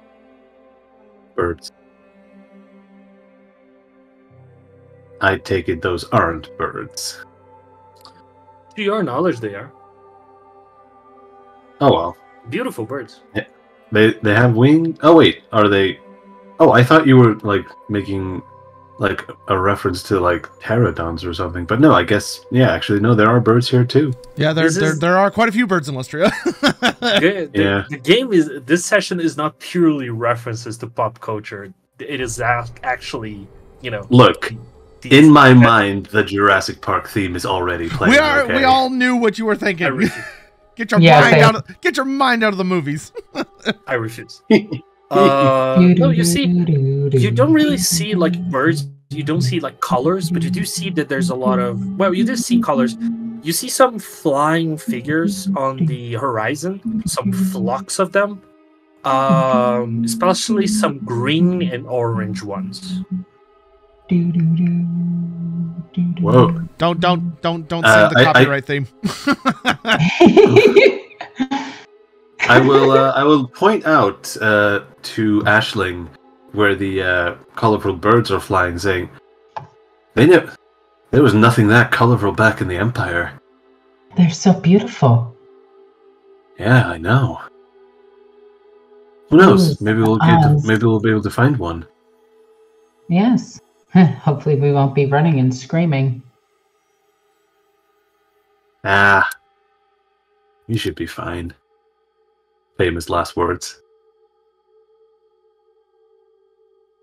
All right, that is. I want to make another reference, but I don't think anyone would get it. Calling this place Isla Domaeta.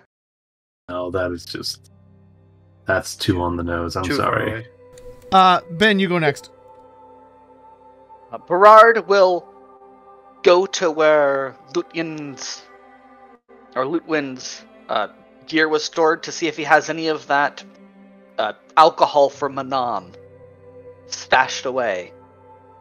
And if not, he will go to the cook to get more alcohol, and he's going to take a cup up to where he fell, toss it overboard, and say that prayer he did the night that they spent drinking.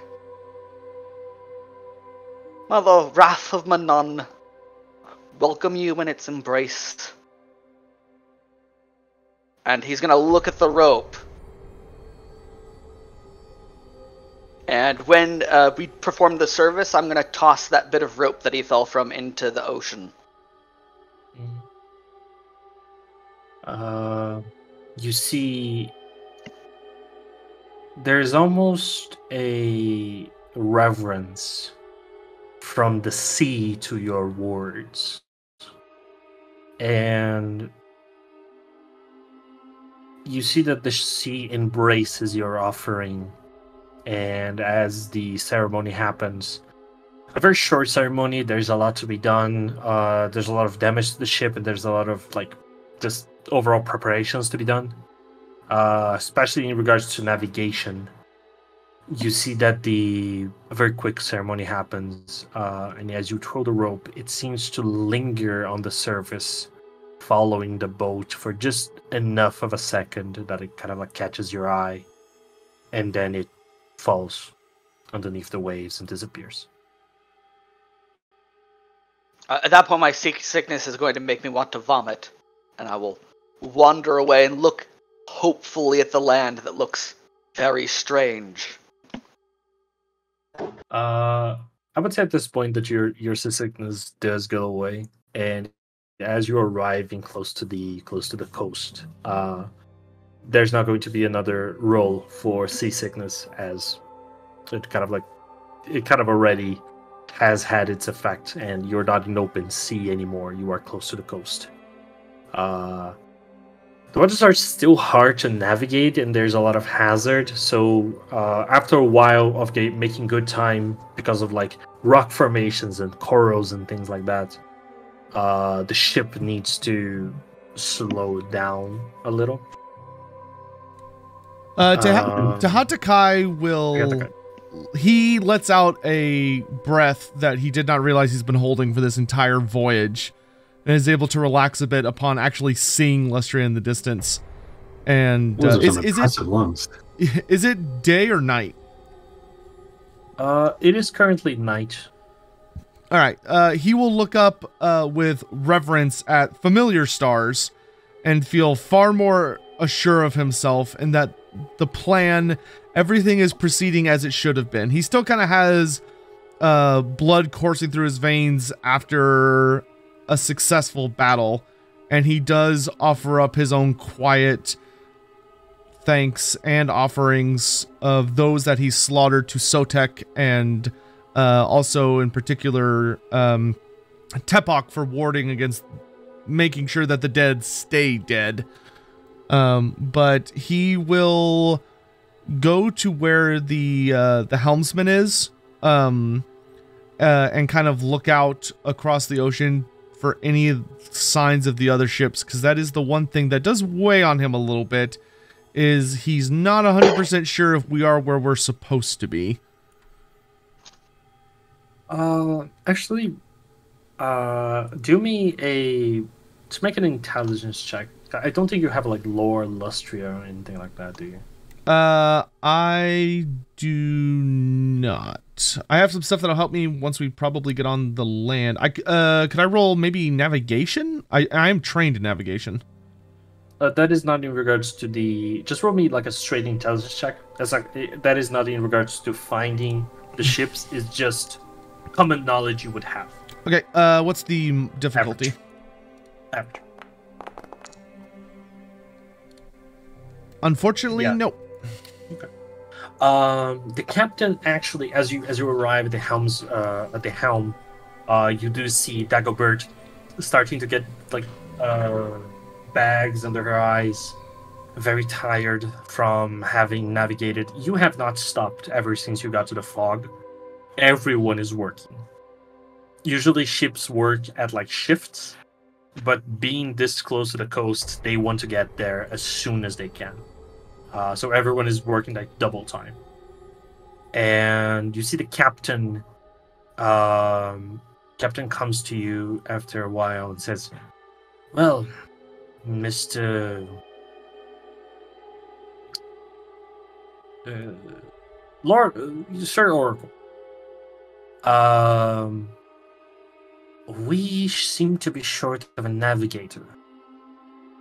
Would you care to take up the mantle of the navigator for the remaining of this journey?" Tehatakal will nod and say, "I will show the path." Incredible. Could you please roll me a navigation check now? Make it average too. Okie dokie.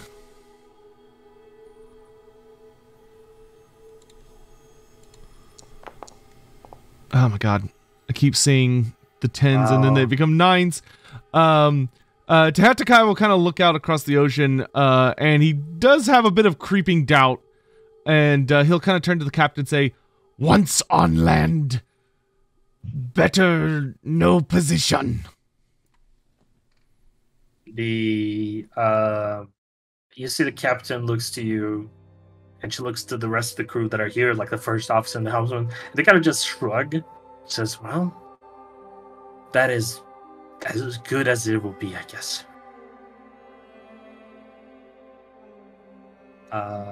And you see that the ship starts making its way to its destination. As you start getting closer and closer to land, you start seeing the vastness and the richness of Lustria. The coast is of a pure white sand. The water, even within the realm of like where the ship can easily traverse, it is a large ship. It is crystalline enough that you can see the bottom for like a couple dozen meters. It is almost unnaturally crystalline.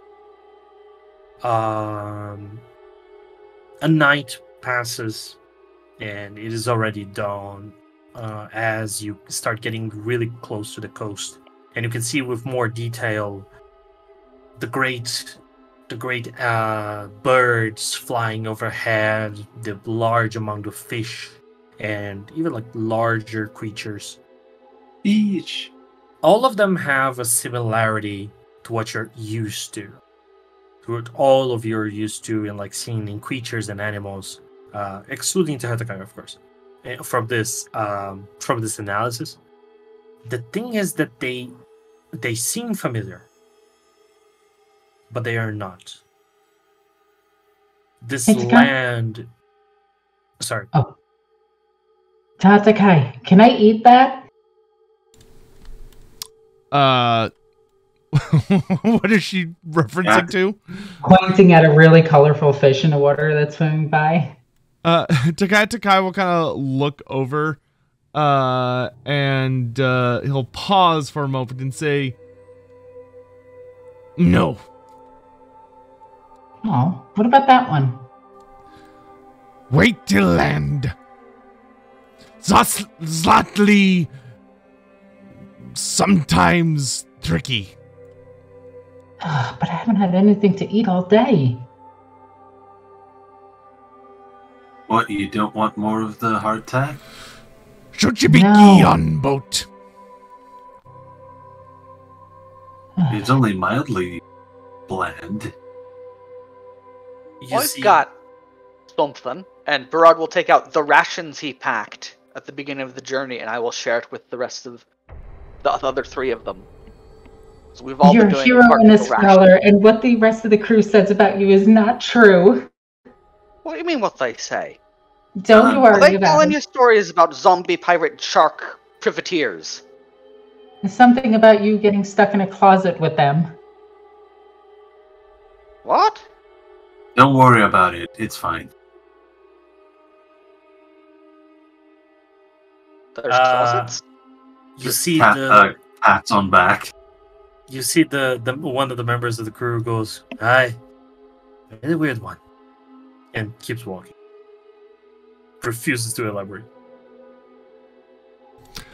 Can I roll outdoor survival to identify any of the fish? I don't know if Tehatakai's been to this part of the ocean around Lustria. Yeah, for sure. I will say that like as you arrive, you are running out on food. Okay, food is supplies, this have greatly dwindled? average? Average. You're not that familiar with this part. Yeah, no, not fit. Not safe. Not safe. For a second, you're like, maybe looks tasty enough. You're also a little bit. I would say that like missing the home food of Lustria, and then you see this fish, his jaw unhinges and grows inside and chomps another fish entirely. There's always a bigger fish. And You just gave that fish the slurp. and you see like the kind of like the food chain as one eats the other, eats the other, eats the other, and the final one, which is kind of like a sharkish thing with a jaw that unhinges in 4 different parts. It's like a predator kind of thing. It starts slowly floating upwards and upside down as it dies from the poison of one of the many creatures that it killed. Yeah, Tehetakai is like, yeah, business as usual. We're not, we're not eating this. Eat the dead one. Or is the Fun poison fact. gonna poison the entire big thing? No trust, World Pond. Fun fact for anyone who cares, this is slightly out of character, but it is relevant. Sharks are technically not edible, but leave it up to a bunch of Icelanders on a frozen rock in the middle of the North Atlantic to figure out how to do it. Yeah, it's really easy. You just pee on it and bury it. Yeah, exactly. Boom, nailed it. Everyone knows this. Moving on from shark eating. You start actually Tehatakei, as you start getting closer, you do identify the birds that we're seeing. They are a familiar creature to you as a skink. It is one of the creatures that you are familiar with overall. You see a sharp beak with a like larger underjaw, long leathery wings, and these like wedge-tipped tail, rolling and kind of flying in small packs of different formations. What you're seeing is not a bird; it is a riptidactyl. It's actually a plane. No, wait, that's Superman. Tehatakai's kind of gonna pause for a moment as we're approaching, and he'll go over to the captain and the helmsman, and he'll point where he saw them and say, "Do not land near there. Pick somewhere further. Not safe." The captain, she nods, and she starts orientated for a little. Actually, as you're getting close, you do see that there's a small island that is like a couple of miles from the coast, and it is a small island. Doesn't seem to have much, but it has some small trees and such. And as you guys start waiting, and like the crew needs to rest and recover, and you still haven't seen like a hint of any of the other ships. I saw what someone. I saw that message. No, so you it's saw like, anything. You can't hide the truth. Oh god, that was funny. The truth is out there. I want to believe. The ship stops at this like small island. It's a very stereotypical like small island, as like it has one palm tree it has a couple of palm trees, some bushes, and mostly sand around it. And you see the captain as she orientates. She turns to you, Tentakai, and says, wherever the other ships are, they're probably going to be closer to the rendezvous point where the colony is going to be built.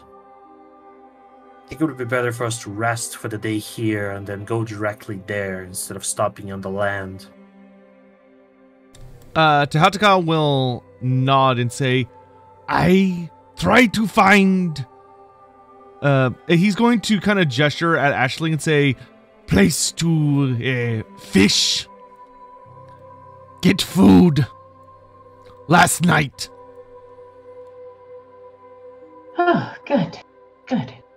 You see she nods and says, well, that's going to be good. After we rest, that will be the last of our rations.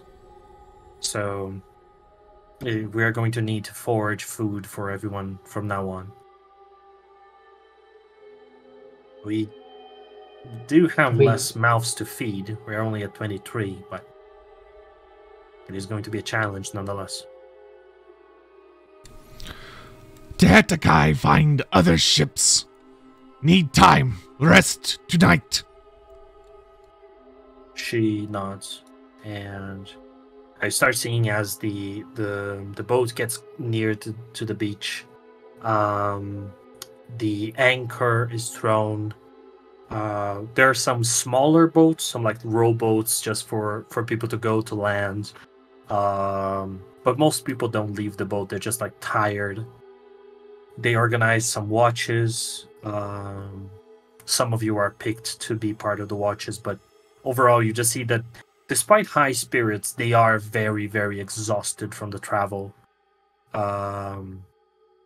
Just as the Tehetakai was like holding breath, you also see that a lot of them were running on adrenaline, and now adrenaline dropped and everyone is exhausted.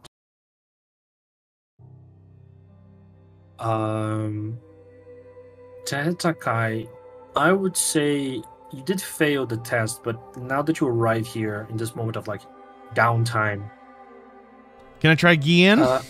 You can try a navigation test again if you want to. But one thing you do realize about the ships, the other ships. My God!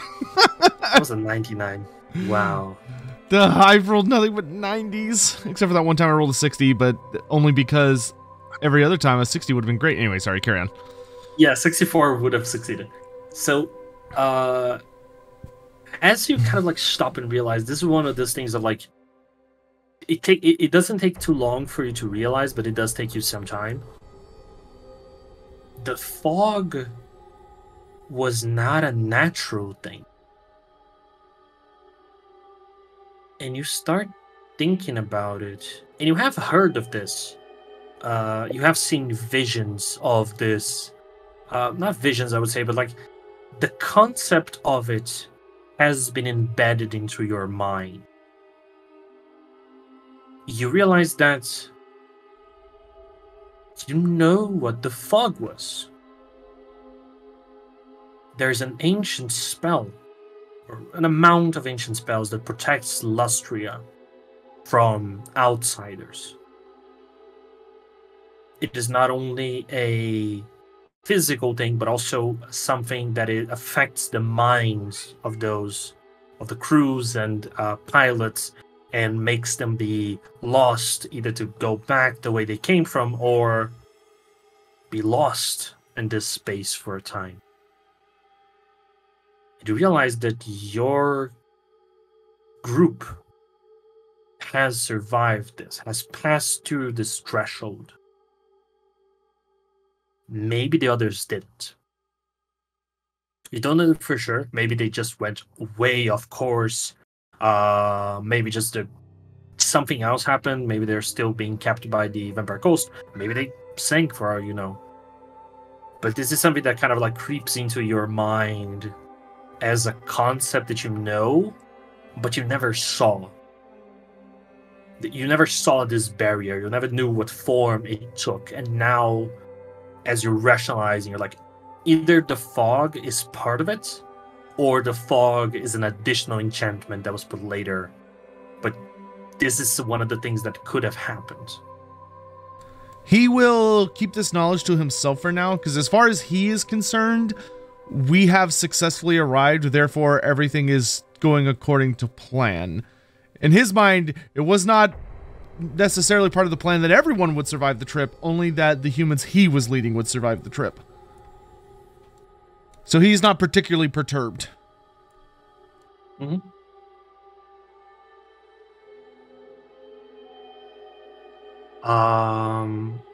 You see the as you start trying to find your way here, as you said before, the Great Pond is something that you're not very familiar with, so you can navigate easily, but you don't exactly know where you are. So where in the coast of Lustria you currently are is still a mystery. And I would say that unless something changes, you're not going to be able to do a roll to figure out where you are in this state. Yeah, for right now, he's just going to focus on helping anyone who is willing to volunteer catch some of the like nearby aquatic life that can be eaten safely. Yeah, anyone that wants to can do an older survivor check. And do that. As you guys rest, this is going to be the couple of hours / days that you spend after the vampire encounter arriving in Lustria. Anyone that wants to do the endeavors can also do them now. Okay. Oh yeah, is the outdoor survival average or no? It's going to be average, yeah. Alright. Nope. Egon is a terrible fisherman.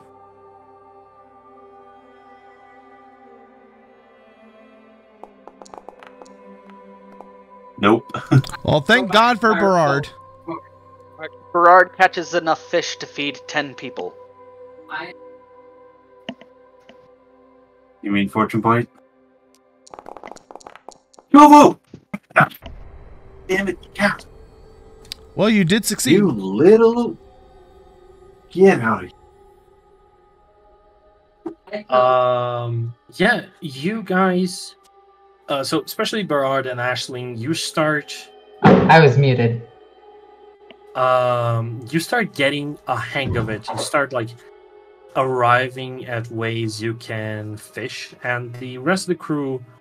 You kind of help the rest of the crew in their attempts. Actually, yeah, especially Berard, which rolled a +3, but like Aisling, can I eat this one? Yes. Okay. Tahatika, can I eat this one? He's just gonna say yes to anything that you offer. The skink realizes that this is probably going to be asked so many times in the future. Yeah. Tahatika, what do you call this thing?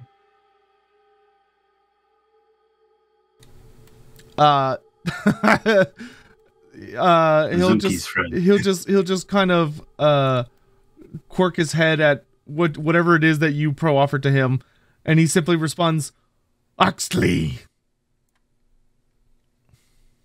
An Axley. Okay.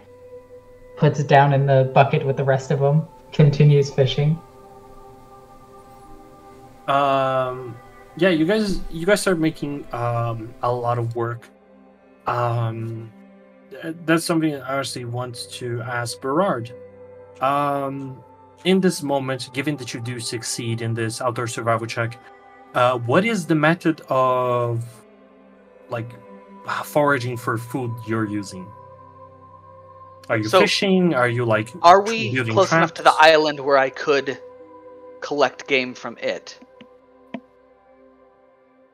Or is there enough fishing poles for me to use? I don't think the island was described big enough to have like any big wildlife. Or was it? No, not wildlife, but there are birds around. Things like Fuck those birds! Seabirds and things like that. They do stop at the islands. Some of them do have like nests and things like that. So slinging down birds near where I can get them, maybe climbing to get the eggs. Yep. A mixture of like these wild birds, which you have never seen, but birds are birds at the end of the day. They do have, some of them do have teeth and claws and tails and what seems to be like venom things, like venom spikes. But you know, at the end of it, they're birds. And you clear out most of them for you guys to be able to eat.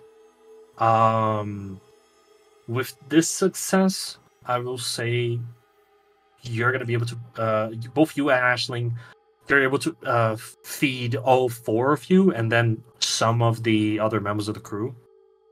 But the crew is having some trouble. There's a lot of people trying to grab resources from a very small pool. Nobody goes hungry to bed, but you know,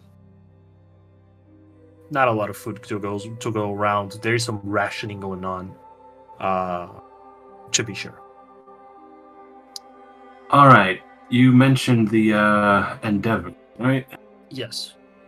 I would like to attempt my endeavor. It is not very like. I'm gonna do mine too. Mine's very simple. I'm just gonna spend I'm gonna give some brass pennies and holy crap, so that somebody teaches me to use my quarterstaff a bit more effectively. Mm-hmm. That I was not expecting. Is there a particular person I'm able to learn the techniques from a little better? I'll go one by one. Cool. So we're gonna get there. Berard, if you want to do the test for the income. It's just the rolling of the income. Yeah, you can roll your income then.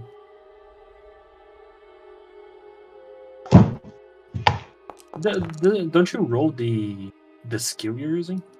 For the endeavor, no. If you're doing like income a week, there's a skill test you can do outside of endeavors. Gotcha. Yeah, the endeavor you just roll test. Alright, so I made 30 brass pennies, which would be about 6 rats that I'm going to give to Hetakai to eat. Mm-hmm. Which also does help a lot with the feeding process. For Hetakai specifically, no one else is willing to eat the rats. Yet. But, you know, they start eyeing it a little bit more. And Aisling. I'm still reading the endeavors. Mm-hmm. What endeavors can I do on a boat? There, you can do most of the general ones. There's some travel ones in the Enemy and Shadows Companion. There are some Sea of Claws endeavors. Altdorf technically has endeavors, but I doubt them here. And Winds of Magic also has some, but there's no spellcaster here, so no. Okay, is there a way to add another skill to my skills? Do I just have to enter it on my character sheet or on my career? You have to enter them into your career. Okay. How do you add? You go to the career and then add it. In the skills list, you can just do like I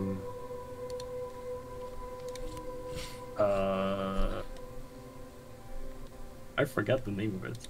But yeah, you can on your careers on your career you should be able to change the okay, on the skill list you should be able to add it. So for mine, I'm gonna find a member of the crew who knows how to use a polearm, and I'm going to pay them 10 shiny brass coins, and spend some experience to get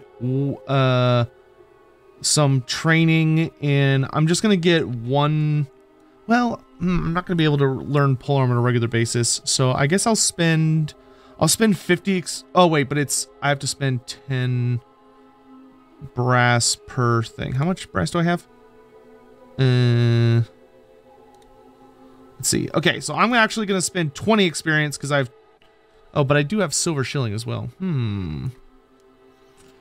Silver shilling is... Well, you could. So, okay, I'm going to spend a total of... Wait, say what? Berard does have 30 shiny brass pennies he's just gotten. And perhaps Tehetekai could teach him about Lustria. And I could give you 30 pennies to get yourself taught how to do a quarterstaff. That would be cool if you're willing to do that. So I could spend 20 of my own brass and then 30 the brass you just gave me. So that would let me put 5 advances into melee polearm. Ladies and gentlemen, the knowledge economy in action. Yep. We are arriving at the point of the knowledge economy. Very cool. All right, and since he did that, I will teach him. I'm going to teach you a little bit about pterodons. Actually, no, we saw ripperdactyls, so he's going to explain the concept of ripperdactyls as flying mouths that rip everything and anything apart around them. They're like devouring fish with wings that are very strong and fast and aggressive, which is why we landed here and not on the mainland. What's their habitat? What's their favorite kind of food? Are they active in the evening, the morning, when the sun's at its peak, at night? They live threes. Always threes. Hunt, bloat toad. Hate bloat toad. Always hunting. If they hear, they hunt. They sound pretty vicious for flying birds. I did notice your birds have teeth. Is that common? Yes. Berard makes a note to not get bitten by teethed beaks. Jungle has teeth. Duly noted. The bigger the jungle, the bigger the teeth. Yeah, we're in the biggest one in the old world, in the Warhammer world, so.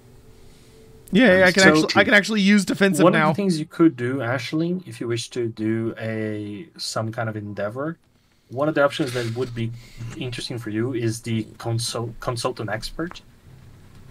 I was actually thinking unusual learning. Unusual learning is also good. The Because then I can consultant get expert like animal affinity. just kind of gives you a reroll for something you have. But you can also do unusual learning. I'm just checking what I want for it. Actually, you know what? Actually, Berard, you can have your money back, because now that I think about it, I want to save my experience, because I get quarterstaff stuff at a later level. So I'm only going to put one advance in it for now, because I want to save my experience for something else. I will ask you about Lustria when I feed you rats then. That works. Yeah, you find... So, unusual learning... Tehetekai, you do find that one of the members of the crew, a halfling, which is the lookout, halfling named Miso. She does have like a quarterstaff that is like almost like a walking stick, and as you are kind of like looking for, she agrees to teach you. She has a stature that is closer to you among the members of the crew. Although she's more on the kind of like chubby side of it. But you see, as she wields the quarterstaff, this like walking stick, she is very adept with it, and she teaches you a couple of movements that are mainly for like taking advantage of your size to wield it instead of using pure strength. Awesome. Yeah, good. Because that gives me that 1 point, which allows me to actually use the defensive trait now, so that's good.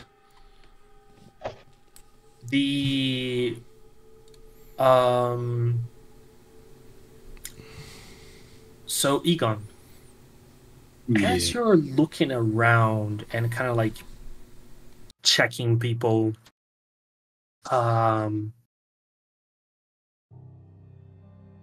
what is the profile of the person you're trying to look for?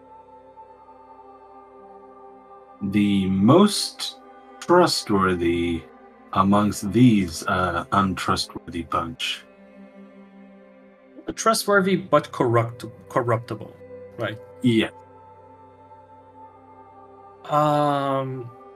As you're looking around, one of the people that does seem to you, ironically enough, the first officer of the ship, Hofmeister, Oh. seems to be very pissed about the whole situation. Because he was very much in the idea of like just giving out the witch and grabbing the guide. So a lot of this combat and a lot of this defensive situation is very much like he's an older man and he's tired, old bones. He's not fit for this kind of like adventuring life, and he has a lot of like, maybe I should open a shop, you know. And you said that the idea of like you overhear him saying like, sometimes you gotta sacrifice some people, you know, it's a shame but it happens. Sometimes things need to be done for like a place or a ship to be run properly. And as you analyze, you do see that he seems to be so tired of the situation that he's in, and he's so tired of this like adventure that he went on, that he seems to be very malleable to this idea. All right. So while on the second night, while we're anchored at this tiny little island, Egon is going to approach Rocco, sit next to him with a drink.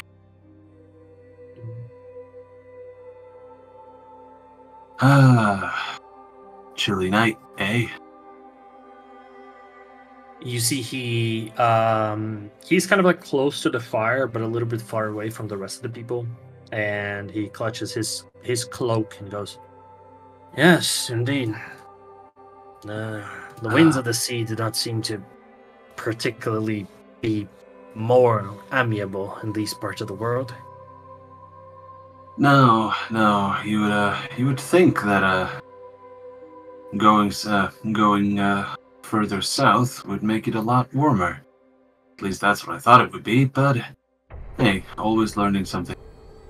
Speaking of which, I'm just gonna spare you the pleasantries and cut straight to the point.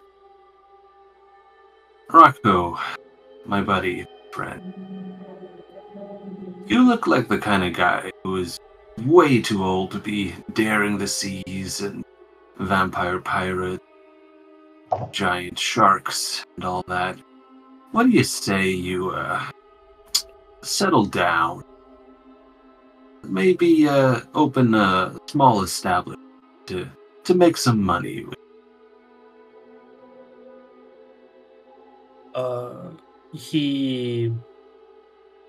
You see he looks to the fire for a while, says,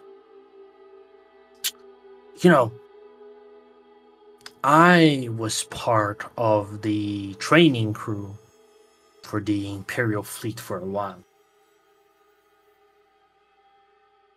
I worked hard in some missions against the Norse and raiders and barbarians, chaos cultists and all kinds of monsters in the north for years, and finally they gave me a desk job.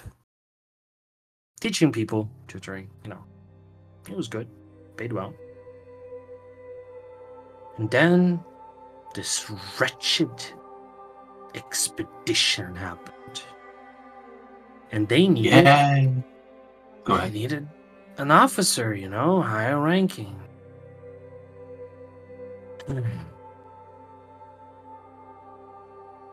Does Egon get the feeling that he thought he was going to get captaincy? I will give this to you without like rolling, because of your roll for the mark thing. Yeah, he was 100% expecting to be the captain. Egon sort of leans back and takes a sip and says, "Oh, I get it. You thought you were going to take the captaincy of the West. Ooh, that must sting." Well, I would have rather not have come at all, but if my services was necessary to the Emperor, then yes, I would be more than willing. But if I were to come here in official capacity, at least to be the captain and not some youngling that has never tasted the seawater in their lives. And you see he's looking at the captain, who is like leagues, like a couple of dozen meters away. Huh? I never could have. I never would have guessed. Sure does look the part. Anyway, let me lay the offer on the table. So I have to handle all of the exports that are set to leave back to South Sun before, and from there distributed to the rest of the Empire. However, I'm going to be very busy handling all of the outgoing product that we're going to grab in place, which means I need someone to handle the incoming product. Now, out of character slightly, that was the setup, right? Mm-hmm. I was supposed to be handling like outgoing, and I need someone to handle ingoing stuff. Yeah. Right? Exactly. Okay, just triple checking. Mhm. Right. Egon continues. And from what I've been able to tell, amongst this entire expedition that we've had, he's slightly lying and exaggerating because he has no idea who else is on the other boats. They even made it. And he says, out of this entire expedition, I would have to say that you're definitely the most trustworthy individual that I can find here. So, what do you think? You see he leans back a little and says, "Oh, yes, of course, if you were to do an endeavor of that size, you would need a very trustworthy individual to help you, sure." Egon smiles, flashes a wicked grin, although all it does is expose his incredibly crooked teeth.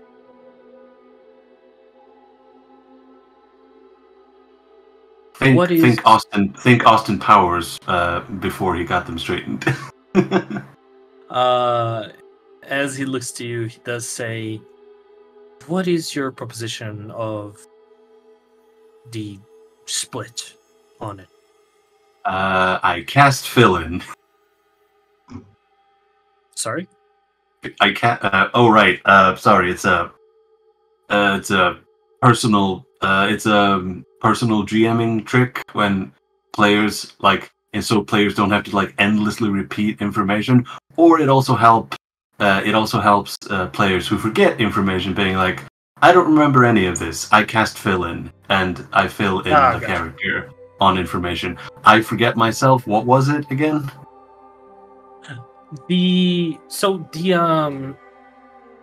Your boss didn't specify much in regards to whatever split it was. The proposition was you're going to a cursed place where you're 99% sure to be dead in like a week. So whatever money you can make there, it is yours. So when he asks you for like split, he is going to be taking care of one side of the business, while you take care of the other. So the main question, and like whatever money you make in your endeavor is technically yours to share with people, because you do need to pay for. One of the things he did say to you is like, technically you're gonna need to pay for bribes, you're gonna need to pay workers, you're gonna need to pay security. So a lot of it was like, all of the money is yours, but all of the cost is also yours. Right. So it's one of those things of like, you can do like a percentage to him. I'm going to be super generous to him, in the sense that Egon says, tell you what, once we have all of the profit from ingoing and outgoing product, we will tally all of it up, pay all expenses, and then we'll split it 50. How does that sound? He kind of looks to the ground. It sure would help save up for retirement. As much as you could save for retirement in this cursed place. But it is a better proposition. Think of it like this. We will have a complete monopoly of everything that's bought.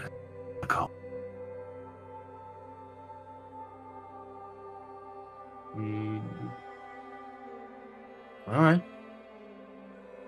And he spits on his hand and offers it to you.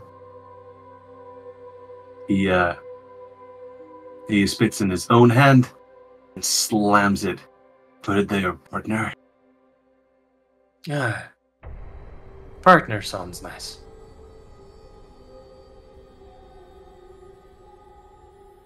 And I believe that is that taken care of.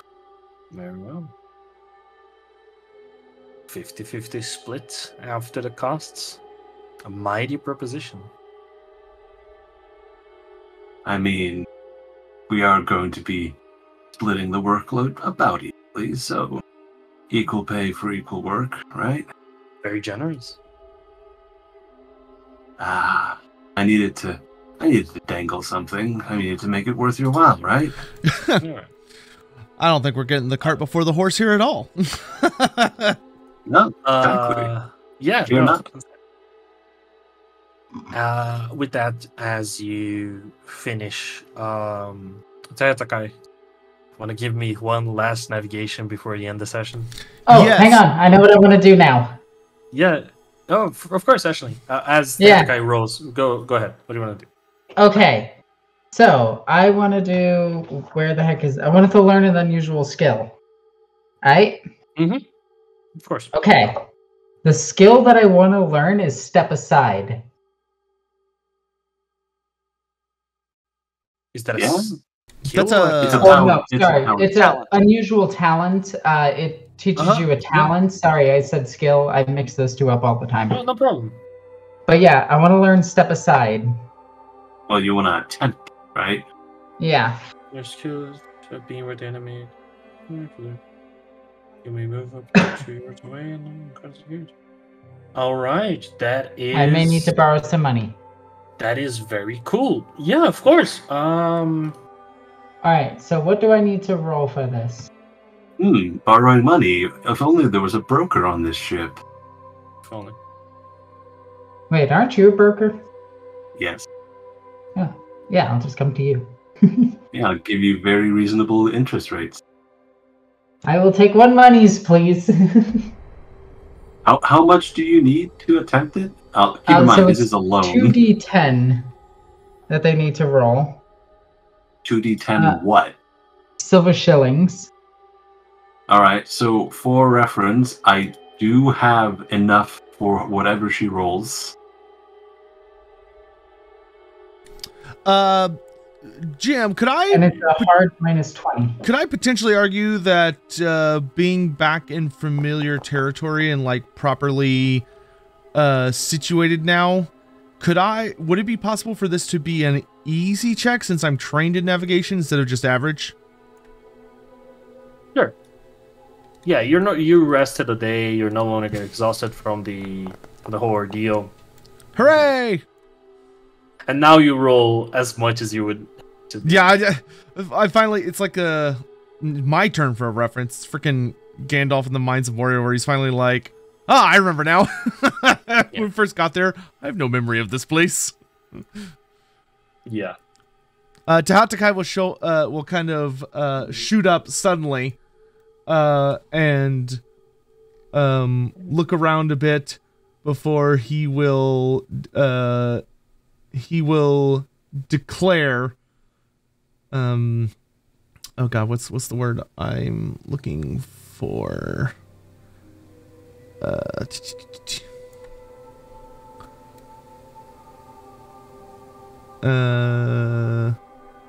had it earlier. He will kind of stomp. He'll stomp on the ground and thump his tail against it, and then approach the captain and whoever happens to be with her, and he will say, "Bottle Hex."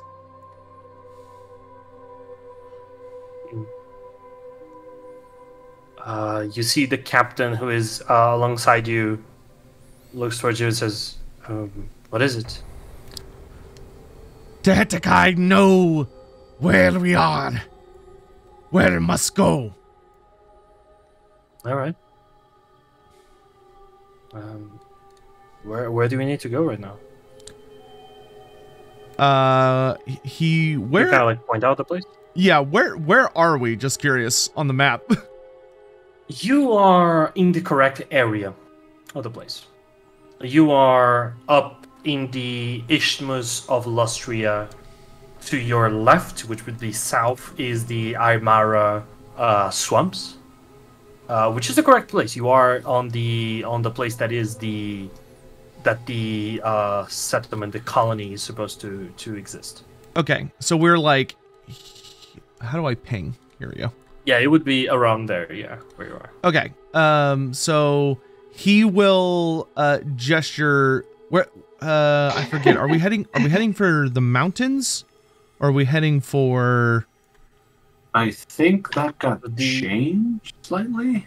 You are heading for the coast. There's a region on the coast. Okay. This is something that I did differently. Right. He will gesture to that general vicinity then and say, "Prepare the ship." And you are going to a region that is called, you got visions of the place from your patron. And you were able to find, who does not have beak, to be able to find the location of it. And you know this phenomena. This is a phenomenon that is known by the lizardmen as it has many names in its language, but one of the names you know of it is a tale of Sotek. So basically, it is a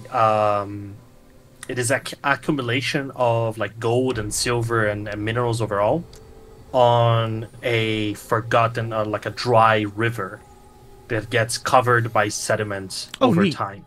All right, then yes, he will point that direction, say, "Ataquak! Ataquak!" And you point to the direction of it, and you see covering the place, there's a small clearing to the coast, and around it, it is the exact location that you pointed to the captain for him to avoid. For it is covered in Ripperdactyls. We'll workshop that. And that's where we're going to end today's session. Hang on, I still have to roll my test. Yeah, but we don't Yes. need to do it on stream in game. You could just roll it now. Whatever, just roll it. Do it. Oh, Don't waste my money. does she have any I'm fortune gonna points left? Oh, I saw the 10. Come on. No, dice. I don't get it. Do you My want dice are bad. to heal? You want a dark deal? Nah. No. The Alright. dark gods can teach you much. No, I'll get it eventually. You do still Alright. use the 100 XP if you fail. Do you? Yes. Oh, that sucks. Wait, You get the really? plus 10 next time you try it, but the XP is and money is spent. Is how it normally goes. I We think we can- should retcon the XP part because that's silly. Yeah, the money part is okay because it is a money sink, but like the XP part is a little dumb because like 100 XP. Yeah, is I wouldn't just have even done that if that was Yeah, a risk. we'll just homebrew and say that's not a thing because that's the dumbest shit I've ever heard. But it is rules as written, but we don't need to consider. Yeah. Right. well, thank you yeah, guys between- very much for the session. I think we're done for now. Between Adventures is like the most controversial chapter in the entire book. Oh my god, Yeah, it's so bad. It really is poorly designed as far as I'm concerned. I think Oh, the you lose biggest all thing of I your would money recommend for to some any reason. I need to make a video about some stuff relating to the game, but that is definitely something I'm going to talk about for ages. All right. So thank you everyone for coming to the session. We are done. So thank you all so much for watching. Hope you had fun. I am going to real quick mute myself in the Discord call so they can talk for a minute while I'm dealing with chat. There we go.